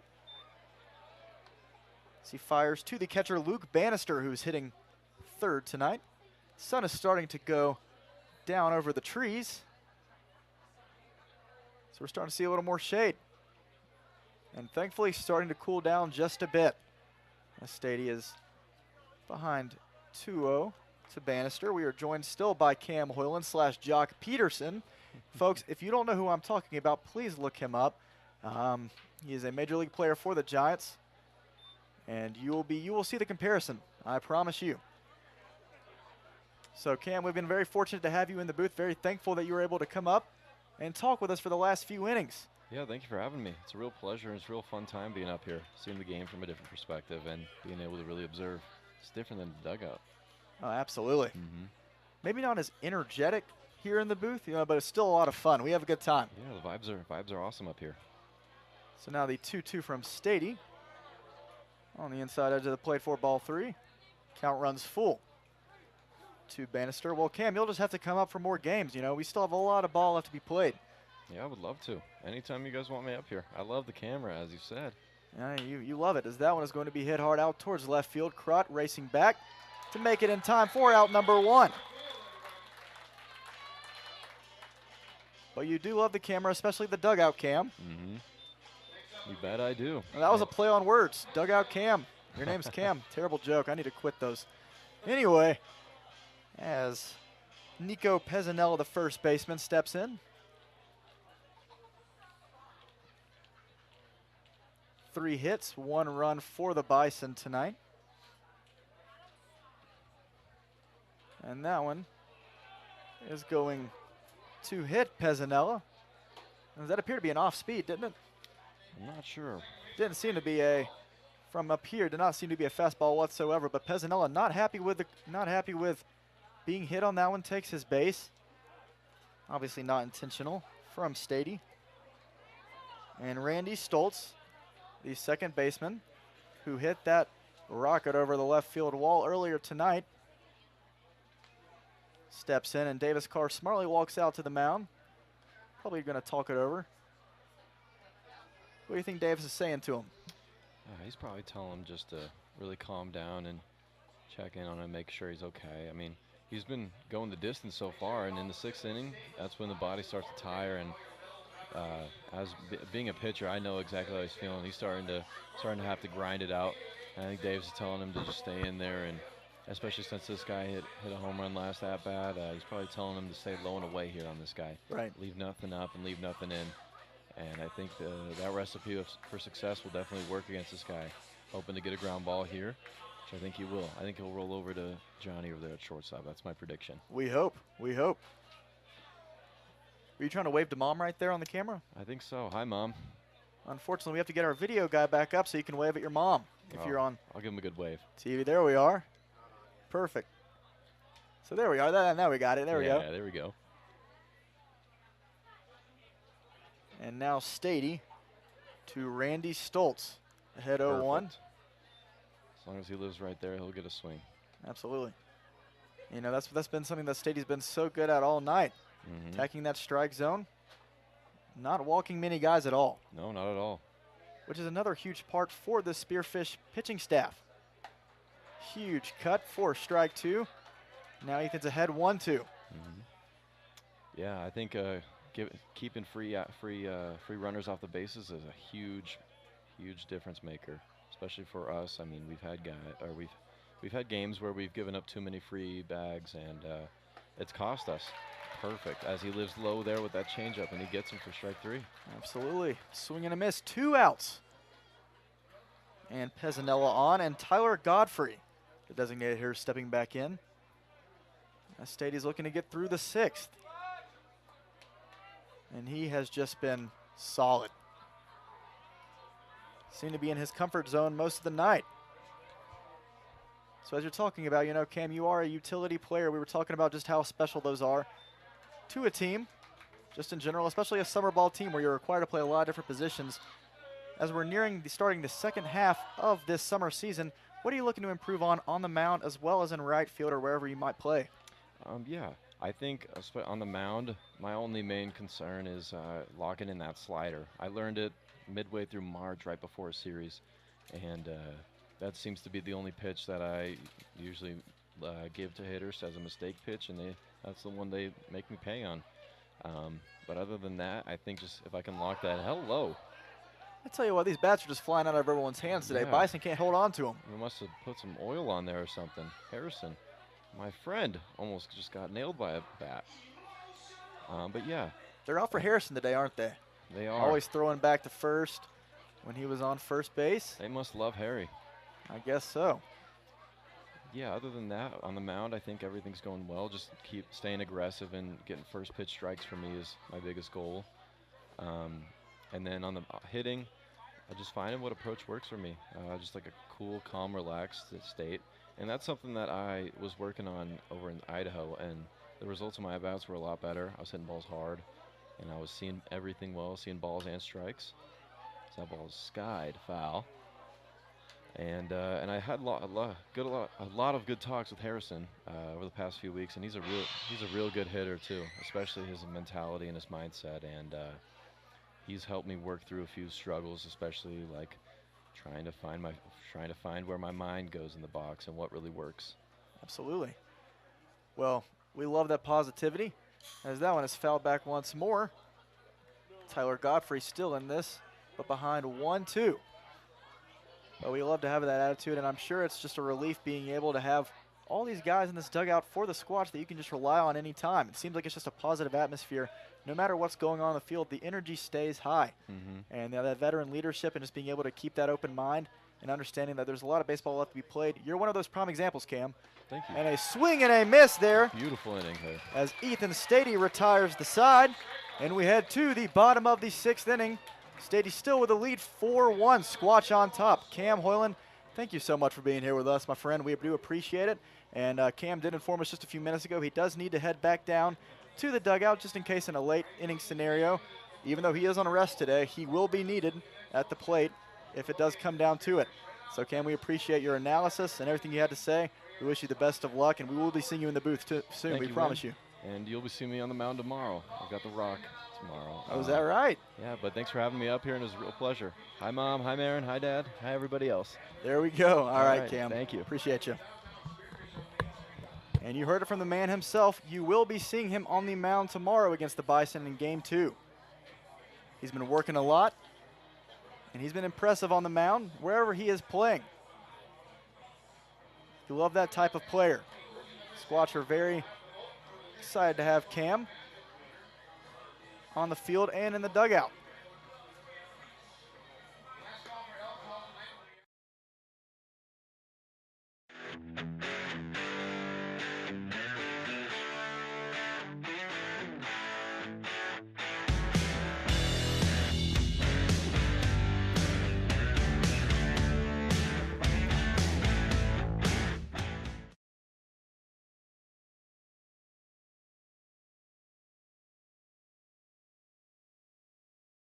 All Balanced Bookkeeping, located right here in Spearfish, is your go-to place for all of your bookkeeping needs.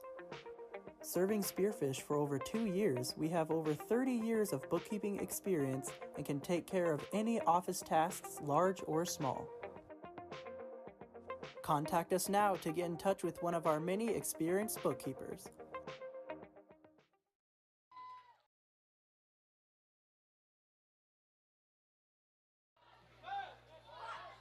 And we are back in the bottom of the 6th inning. I am Win Andrews, your voice of the Sasquatch. Excited to be announcing this one with you, as we have a 4-1 lead in the bottom of the 6th against the Gym City Bison in Game 1 of 3.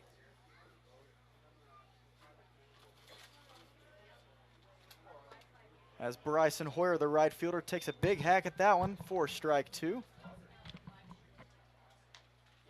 This will be a very important game to take for the Squatch, who are looking for their 6th win. Obviously a slow start to the season, but nothing that can't be turned around in a heartbeat, as that one is going to be grounded up to second base. And the throw over retires Hoyer in time for out number 1.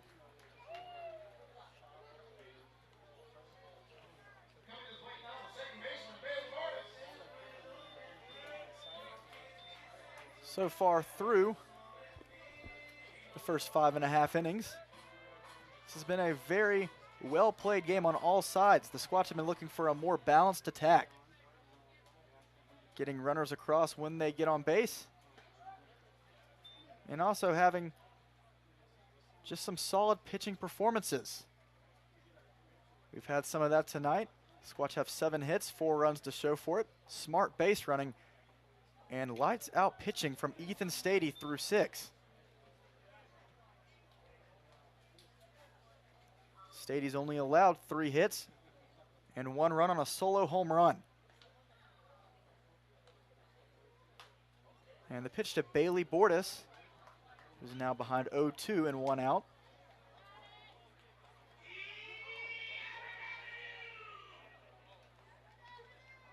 Bordas plays at Cal State University Dominguez Hills.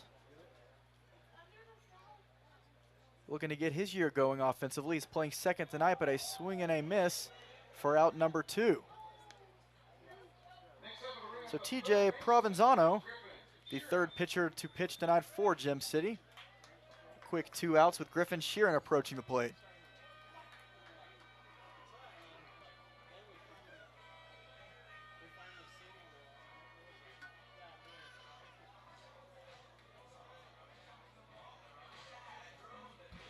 And just like Cam Hoyle and Griffin Sheeran, a man who can play plenty of positions, shows bunt, runs foul for strike 1. Sheeran on the mound in right field, center field. You've seen him everywhere tonight. He is playing at 3rd. And batting 8th.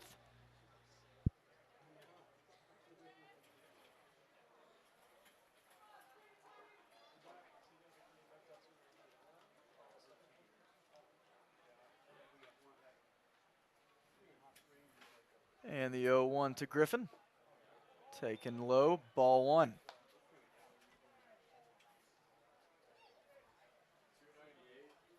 Sometimes it's weird seeing what can really just drive a baseball team, and perhaps it's the addition of plenty of new guys in this Sasquatch dugout, as there are plenty of new faces that we're very excited to show you today.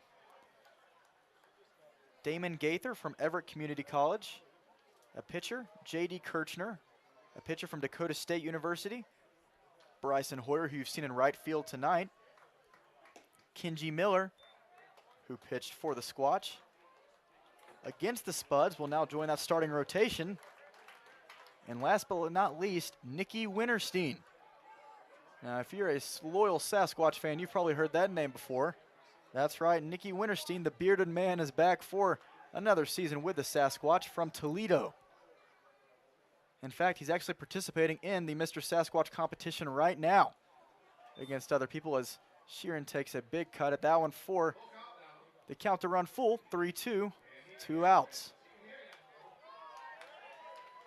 Winterstein just got in today. He is in the dugout right now with the rest of the players, but another positive influence, someone who you love to have on your team. As Sheeran is going to hit that one high and out towards left center, and Wood tracing, finding just shy of the track for out number 3. Catches that one. And so an easy inning for the pitcher Provenzano, but the Squatch still protect a 4-1 lead, a 3-run lead headed to the top of the 7th. We'll be right back with you. We have a lot more to talk about.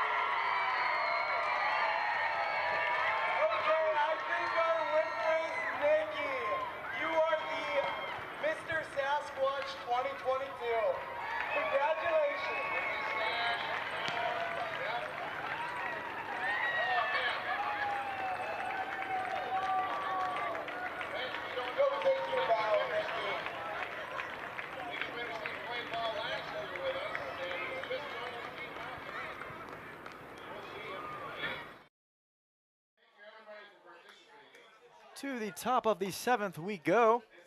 Not sure if you were just watching the live stream, but Mr. Sasquatch for the 2022 summer season has been decided, and it is none other than the man we were just discussing, Nicky Winterstein, the player from Toledo who is an active member of the Spearfish Sasquatch baseball team. Just got into town today. Played with the Squatch last year and was a key member that led them to the championship last season.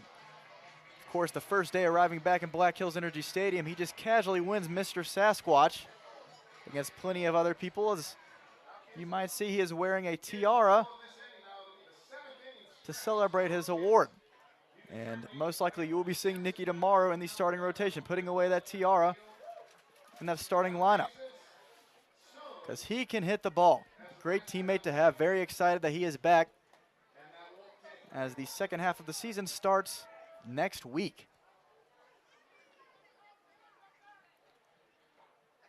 So in the top of the 7th, Squatch have a 3-run lead, and Gavin Van Horn, who is on the mound for the Sasquatch. That means the end of the line for Ethan Stady. 6 amazing innings of just 1-run ball. Can't ask for much better than that. And his first start and just appearance in general with the Sasquatch, you could not ask for more. So a great night for Ethan, and excited to see what else he has to offer throughout the rest of this season. In the starting rotation, and Gavin Van Horn ahead 0-2. And that was going to be hit softly out to center field. Green's able to catch that one cleanly for out number 1.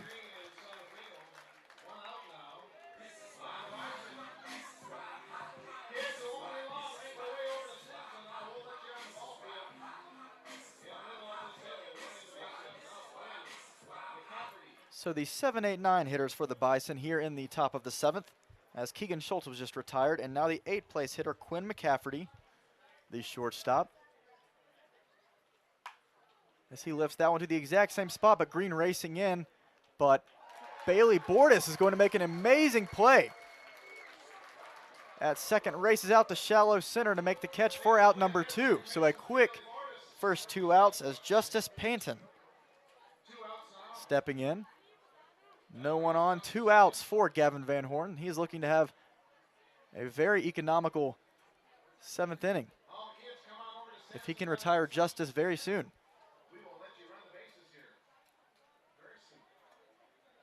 So the pitch.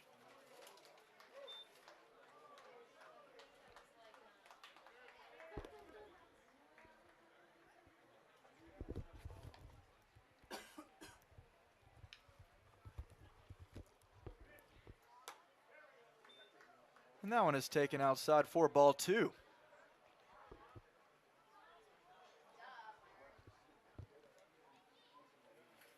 The sun is starting to show off of these buildings around Black Hills Energy Stadium as it is starting to set. 8:28 Mountain Time. On this Tuesday night, we are happy to have a Squatch lead, a 4-1 ball game. And a 2-1 count to Justice Panton as he fouls that one back for strike 2.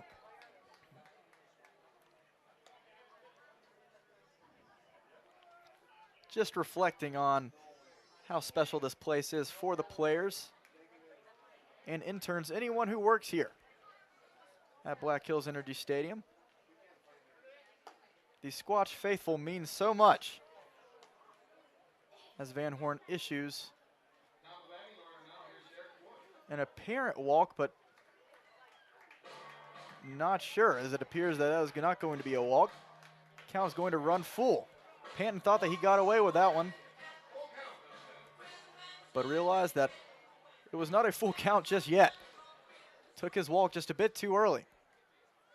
So now the 3-2. Swing and a miss, a different outcome just a pitch later. Gavin Van Horn, a 1-2-3, top of the 7th. And I'm sure we'll see him again in the top of the 8th. Great inning from Gavin. So we had 2.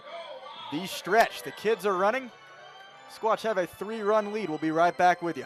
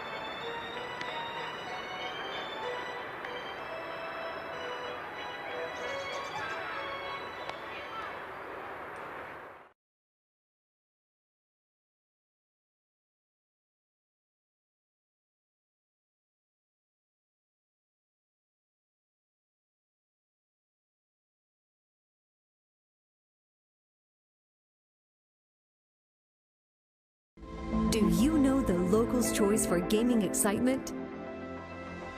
It's the Lodge at Deadwood Gaming Resort. With new games arriving every month, our selection of slot machines is the freshest in town. You can always find a game with our card tables open 24 hours a day. And parking is free and easy at the Lodge, with the area's largest free parking only steps away from our front door.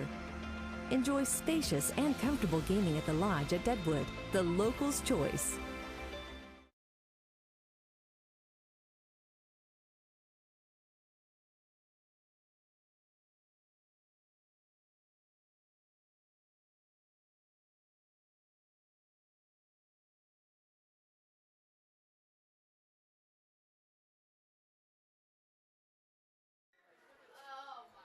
Your Spearfish Sasquatch holding a 3-run lead here in the bottom of the 7th and looking to tag on a few more. As Davis Carr, the 9-spot hitter for the Squatch, taking a few practice swings. As there is another pitcher on the mound for the Bison in the form of number 19, Ryan Keith. Keith is from Casper, Wyoming, goes to Garden City Community College. And 3 appearances so far this year. Sports an 11.7 ERA through 10 innings pitched. So we'll see what this Squatch order can do against Mr. Keith.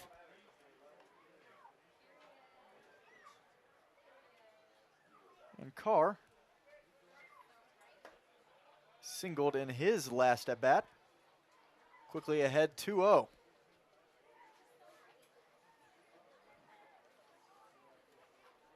And the pitch from Keith, taken for a strike. Before the inning ended last half inning, just talking about the special environment of the Sasquatch faithful. 298 in attendance tonight for a Tuesday night game. You just love to see it. The 3-1. Carr gets just a piece of it, fouls it back. So now the count runs full.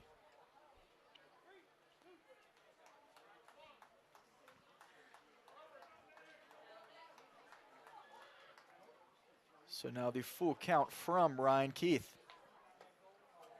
And a nasty breaking ball takes care of Davis Carr as Keith's able to fire back into the count for out number 1. And Gage Crott, who is leading off tonight, as he steps back in. Gage Crott from Belfouche, South Dakota, just a few minutes away from Spearfish, goes to Mesabi Range College, hitting .263 on the season. And that was going to be a soft grounder. Keith is going to field that one, but not going to be able to do it successfully. Crott was halfway up the first base line before Keith could get to it, and Keith fumbles around, and he gets past his glove. So Crott will take it any way he can get it, as that is going to be an infield single for Gage. It will be scored as an error. Definitely should have been an easy throw to first.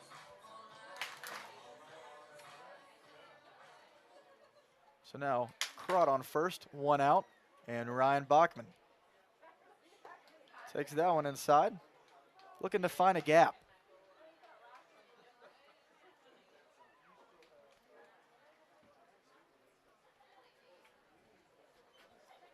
And Bachman has been on base, was one of the runs that came across after a wild throw. Let him steal home just a few innings ago.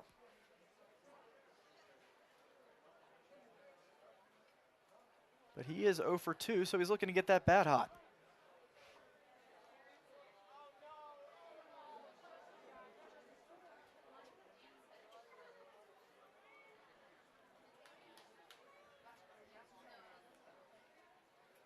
So an overall complete performance offensively and defensively for the Squatch tonight. The 1-1 to Bach. Taking high 4. Ball 2, 2 balls, 1 strike. And 1 out, and Gage Crott on first.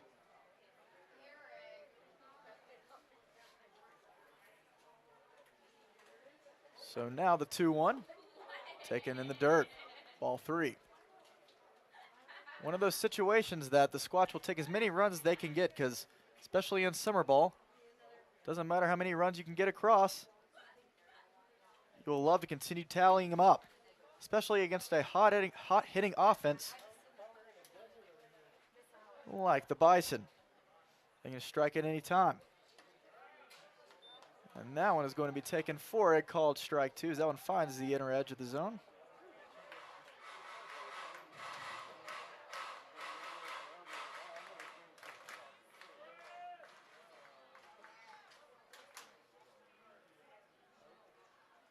So now the 4th pitcher for the Bison, as they have very much embraced the bullpen game.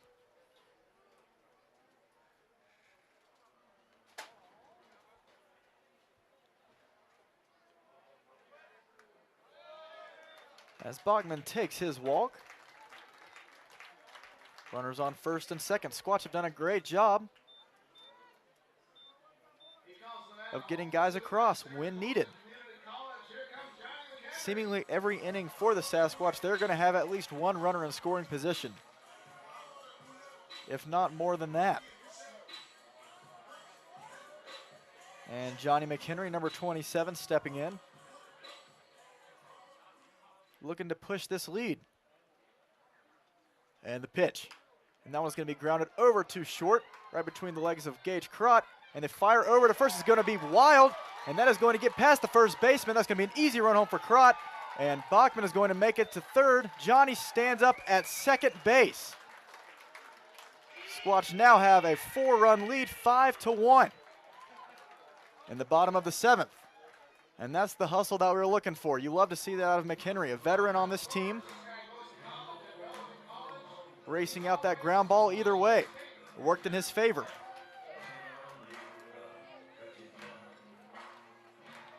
So Quinn McCafferty had the charge in on that slow roller.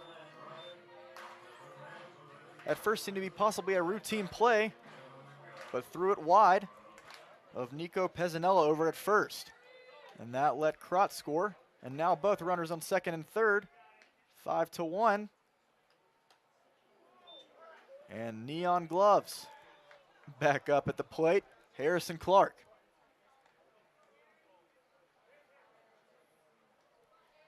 He's been great in situations just like this. We've seen it many times before. Hopefully he can do it again here. And that one is going to be grounded off the glove. And the third baseman fires over. And that was going to be over the head of the first baseman again. So that is going to bring McHenry home after Bachman scores. So 2 runs score off of another errant throw. And that is going to be now a 7-1 lead.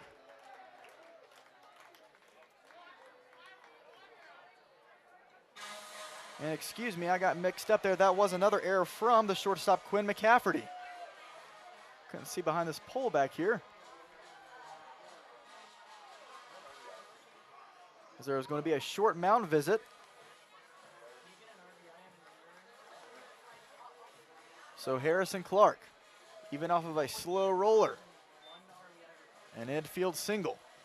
McCafferty throws one over the head of Pezzanella, and the Squatch now hold a 6-run lead. 5 errors for the Bison now, and that's why the mound visit is out there trying to calm down Keith, excuse me, as he's had a bit of a hard luck inning.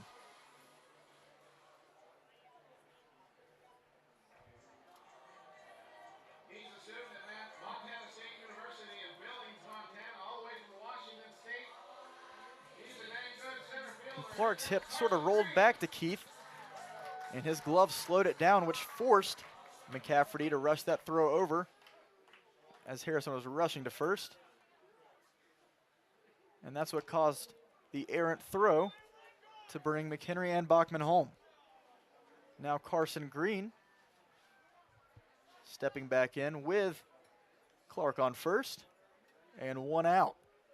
3 runs driven across in the bottom of the 7th. We'd love to see more of that day in and day out. Green pulls that one foul.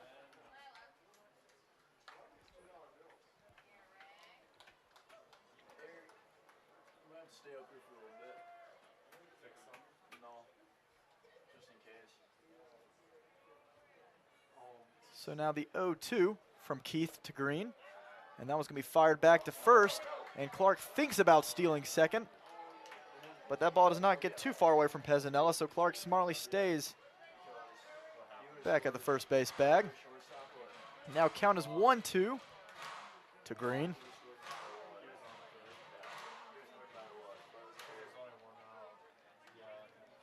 So the offense has come out to play tonight for Spearfish. And that ball's in the dirt. Even count, 2-2. So we talked about, why 7-14 for the Bison. Their offense is producing in all aspects. Pitching, obviously struggling significantly. They have 7 of their batters hitting over 300 so far on the season. But the pitching on the mound's been a struggle, to say the least. And that's been shown tonight. Squatch have been taking advantage of any opportunity they have. A very encouraging sign, something that they've been wanting to do all season. The full count. Green fouls out, or grounds that one over to third, and that one is looking to be a 5-4-3 double play to end the inning. So the Bison get out of it alive, but not before giving up 3 runs in the bottom of the 7th. So they head to the top of the 8th. We'll see who we have on the mound. Probably Gavin Van Horn. And that is exactly who it is as he heads out to the mound for another inning of work. After his 1-2-3 in the 7th, Squatch up by 6, headed to the top of the 8th.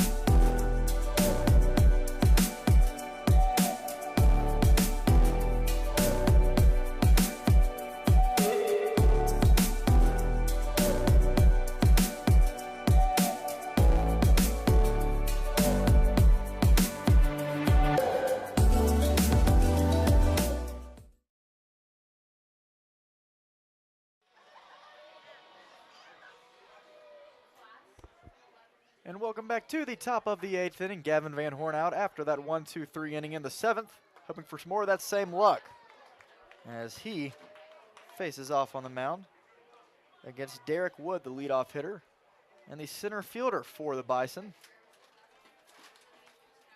And Gavin now just has to protect that 6-run lead. As Van Horn is quickly ahead 0-2.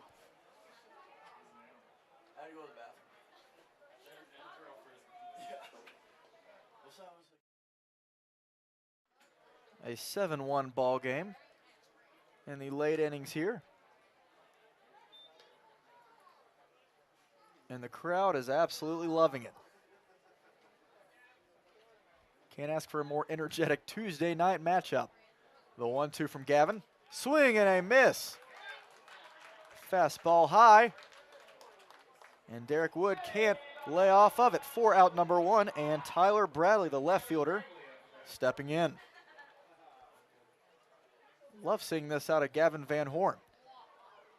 Had a bit of a struggle on the mound to start the year.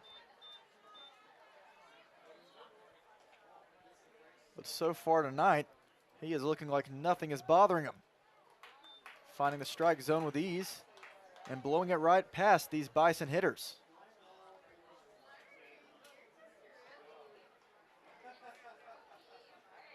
So the 0-1 to Bradley. And that one is going to be a bloop, hugging the left field line, just foul. Conveniently located in the beautiful Black Hills of South Dakota, it's the Holiday Inn Spearfish Convention Center.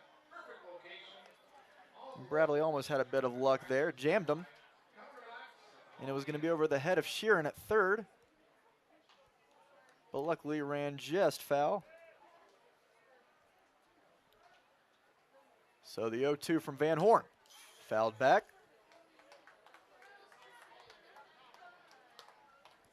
If you've been with us the entire time, Cam Hoyland was with us in the booth for the better half of 4 innings. So we loved to be able to talk to him. He had provided a lot of analysis and a lot of exciting stuff about this team. And that one is going to be fouled again. Sheeran running out of real estate, but makes an incredible catch over next to the Bison bullpen, over the fence. Way to go, Griffin.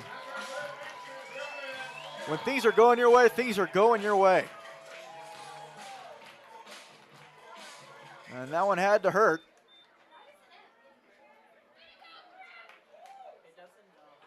Hit the side of that fence, full speed, but focused just enough to get that play, get that catch. So now another quick 2 outs for Van Horn. And Luke Bannister, the catcher.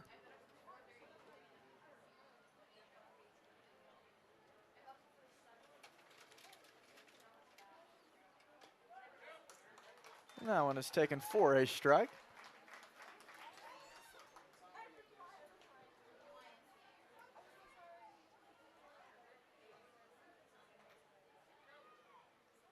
Swing and a miss for 1-2. But before that incredible catch from Sheeran, I was just saying that Cam Hoyland will be on the mound tomorrow. Hoping to improve on all those things that he was talking about in the booth with us tonight. We are sure he will. And very excited to see what he has to offer, as that was a good attempt. Bannister did not offer. So now count is 2-2. 2 balls, 2 strikes.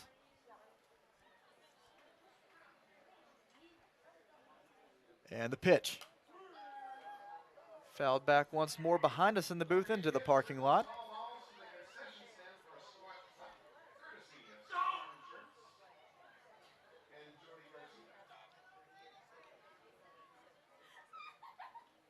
So now we'll try again with no one on the base paths. And a 2-2 count. And Gavin's pitch. Swing and a miss in the dirt. And Carr is going to make the nice throw, the dart over to first for the 3rd out of the inning. And just like that, Gavin Van Horn through the 7th and the 8th. 1-2-3, 1-2-3. You like to see that trend over and over. Great pitching, great hitting from the Squatch tonight. They have a 6-run lead headed to the bottom of the 8th. Be right back with you, folks. Don't move a muscle.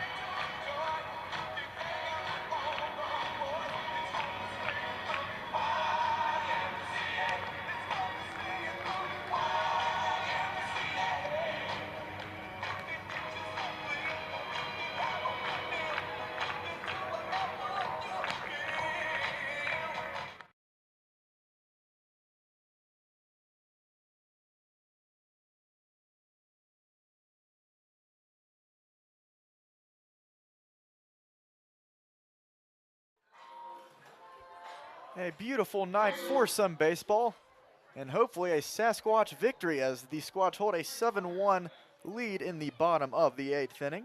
And Bryson Hoyer stepping back in for a look at the new pitcher on the mound for the Bison. Ty Volmar from Casper, Wyoming, goes to Dawson Community College.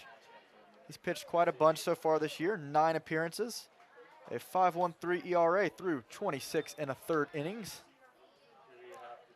As he is quickly ahead of Bryson Hoyer, who, if you remember, had that RBI single early in the game to take the lead for the Squatch. A new face who is producing, and that one's going to be grounded up the middle to Volmar. Volmar throws over to first just in time for out number 1.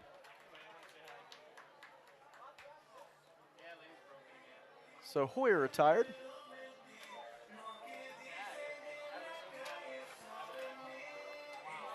And Bailey Bordas, the second baseman, who's made some great plays at second tonight, including that shallow center play.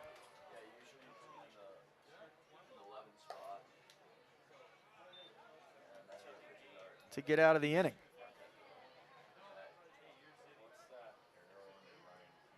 But Bordas still looking to get his bat hot. He's struggled so far this year.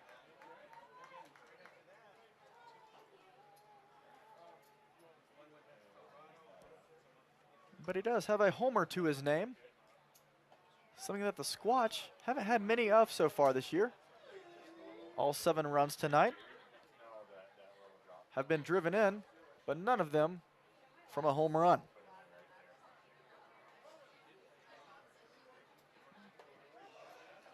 And Bordas is going to be called out on strikes once more. That called 3rd strike. Something that Bailey wants to improve on. He's told me about that. He's just trying to be very patient at the plate. But unfortunately did not work out in his favor that time. A good pitch from Ty Volmar. And now Griffin Sheeran in the 8-hole. Talking about defensive plays, we'll talk about another one from Griffin Sheeran. It's just been a highlight-worthy night for the Squatch, offensively and defensively. Griffin made an amazing play in foul ground on a ball that popped foul but was not in the air for long. Sheeran raced over from the 3rd base bag and grabbed it right over the fence of the Bison bullpen. Hi, Chris.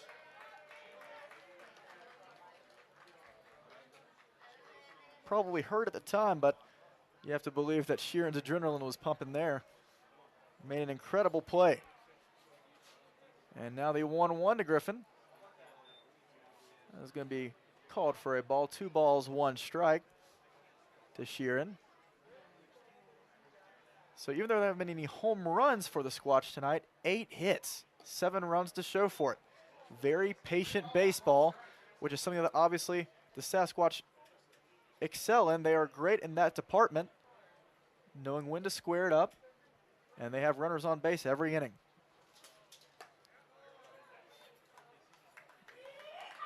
Prime example as Griffin Sheeran takes his base. So a walk with 2 outs, and now Davis Carr batting in the 9 spot. Hi, Chris. Stepping in. Chris.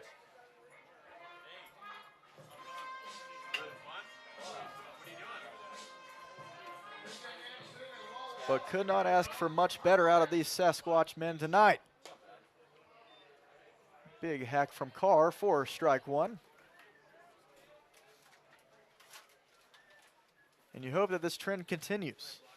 We've seen glimpses all season of what this team is capable of. And maybe with these new faces in this dugout, plenty of guys who are going to be helping contribute to this team's success, we'll be seeing a lot more wins like this tonight. And obviously, let me knock on wood. Getting ahead of myself. I meant to say games tonight. Just hoping for a win.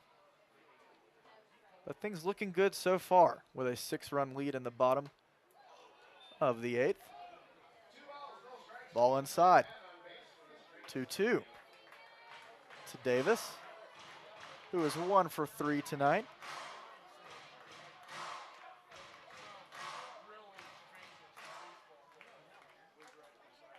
And the pitch. That one is grounded over to short. And the feed to second baseman for the 3rd out of the inning. So Ty Volmar gets out of a 2-out walk. But the Gym City Bison still find themselves down by 6, headed to the top of the 9th. Squatch looking to close the door with Gavin Van Horn coming out for 3rd and hopefully final inning of relief tonight.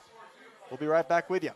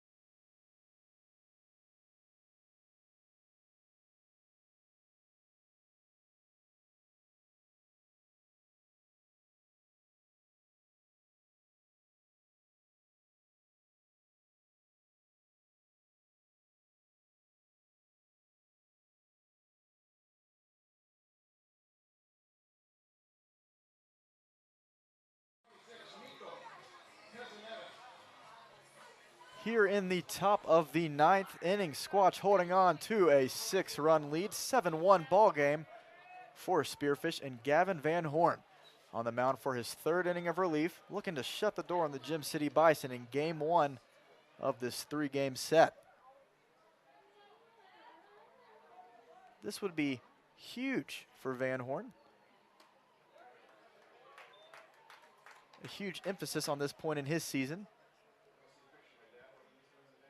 Struggled through his first few appearances. Tonight has been lights out to this point, and hoping he continues it here in the 9th.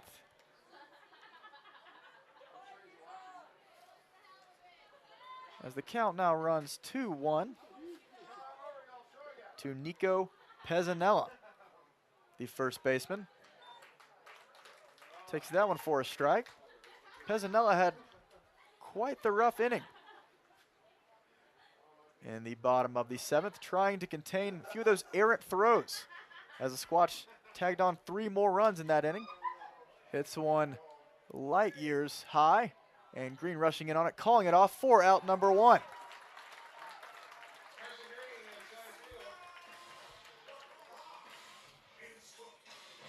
Gavin has done a great job of really increasing that soft contact, keeping balls on the ground, letting his defense do the work.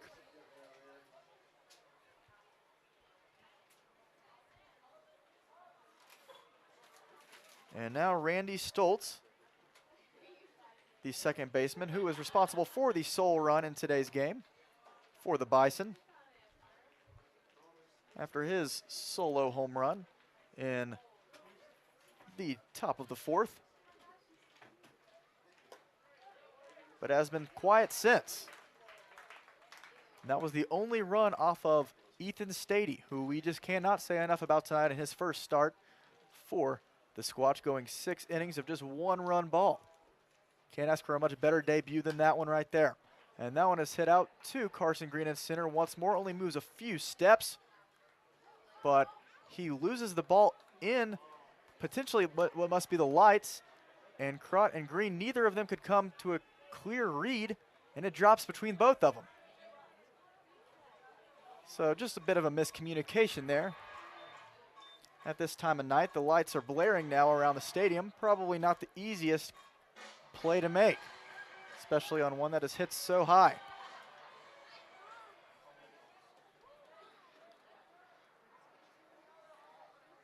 So now Stoltz with a lucky double, as that one dropped in shallow left center. And Tyler Godfrey, the designated hitter, looking to keep this inning going for the Bison. We hope that's not the case. 1-0. Fired in for a strike. Gavin has been in command all night of the zone.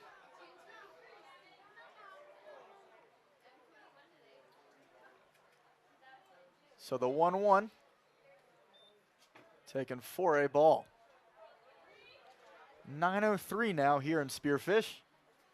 The Squatch are looking to wrap things up. Only 2 more outs to go for Gavin. And that one is going to be outside for ball 3. The energy is high in the dugout for the Squatch, looking to get their 6th win of this season. A slow start nonetheless, but plenty of ball left to play. And that one is going to be pulled out towards right. And Hoyer throws over to third base, and Sheeran almost made an amazing play on the throw from Bryson. Hoyer in right field throws all the way across to third base on a 1-hop, and Sheeran almost makes the play. It was a bang-bang play either way, and Stoltz was lucky.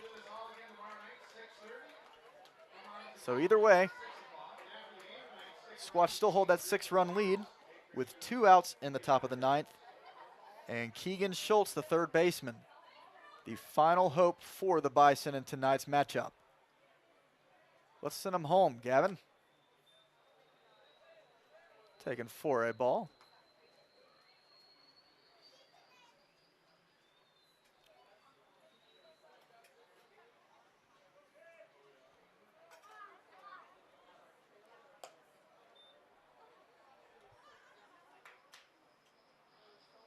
And there's going to be a quick mound visit from Carr to Van Horn after 2 pitches that went for balls.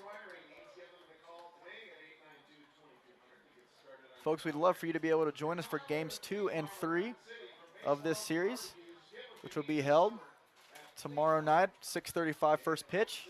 And the same goes for Thursday night.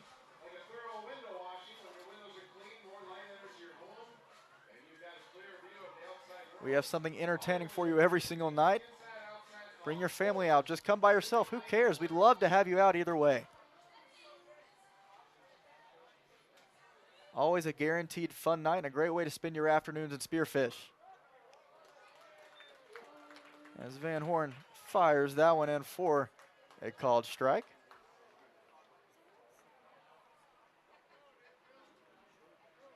So Keegan Schultz 1 for 3 tonight, batting 293 on the year.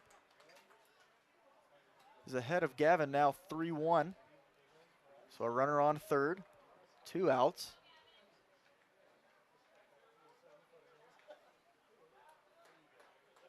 And the 3-1. And that one's going to be grounded over to third. Sheeran about to use that arm, fires over to first, but Clark is unable to come up with it in the dirt.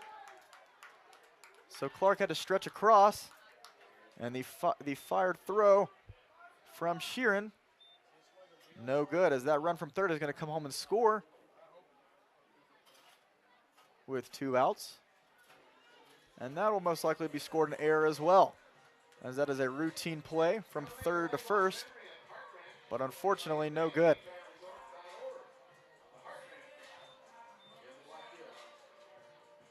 So now Quinn McCafferty, who is batting in the 8th spot, the shortstop. I'm sure he is trying to make up for the 2 errant throws he had that let a couple of runs cross in that 3-run 7th for the Squatch. A 7-2 ball game. And the 0-1 from Gavin. Swing and a miss. Now runs 0-2. So McCafferty down to his last strike.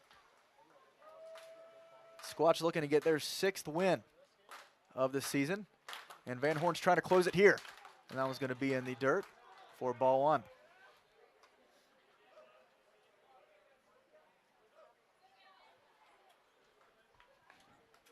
So as we said, Van Horn's command has been exceptional so far through 2 2/3. Hoping he can find it here to retire McCafferty. The pitch. And that was going to be lifted out towards shallow right. And that is going to be your ball game. As your Squatch wins 7-2 in game 1 of this series versus the Gem City Bison. Bryson Hoyer charging in into shallow right for the final out. Gavin Van Horn. 3 innings of scoreless relief tonight for the Squatch as they pull through 8 hits, 7 runs to show for it. That is what we need. That is what this team is looking for, and hopefully we can keep this momentum going into games 2, 3, and into the next series and the one after that. It's a long series. We got a lot more to go. A long season and a lot of ball left to be played. But tonight, a very impressive performance from the Spearfish Sasquatch as they take this 7-2 victory in the books. And we will be right back with you with a little post-game analysis. We're going to figure out who it's going to be, and hopefully Ethan Stady is able to make it in the booth for the post-game after his 6-inning, 1-run ball game tonight on the mound in his first appearance. Very excited to hear what he has to say. We'll be right back with you. Squatch wins 7-2. Victory formation on this Tuesday afternoon. Glad you've been here to witness it with us. We'll be right back.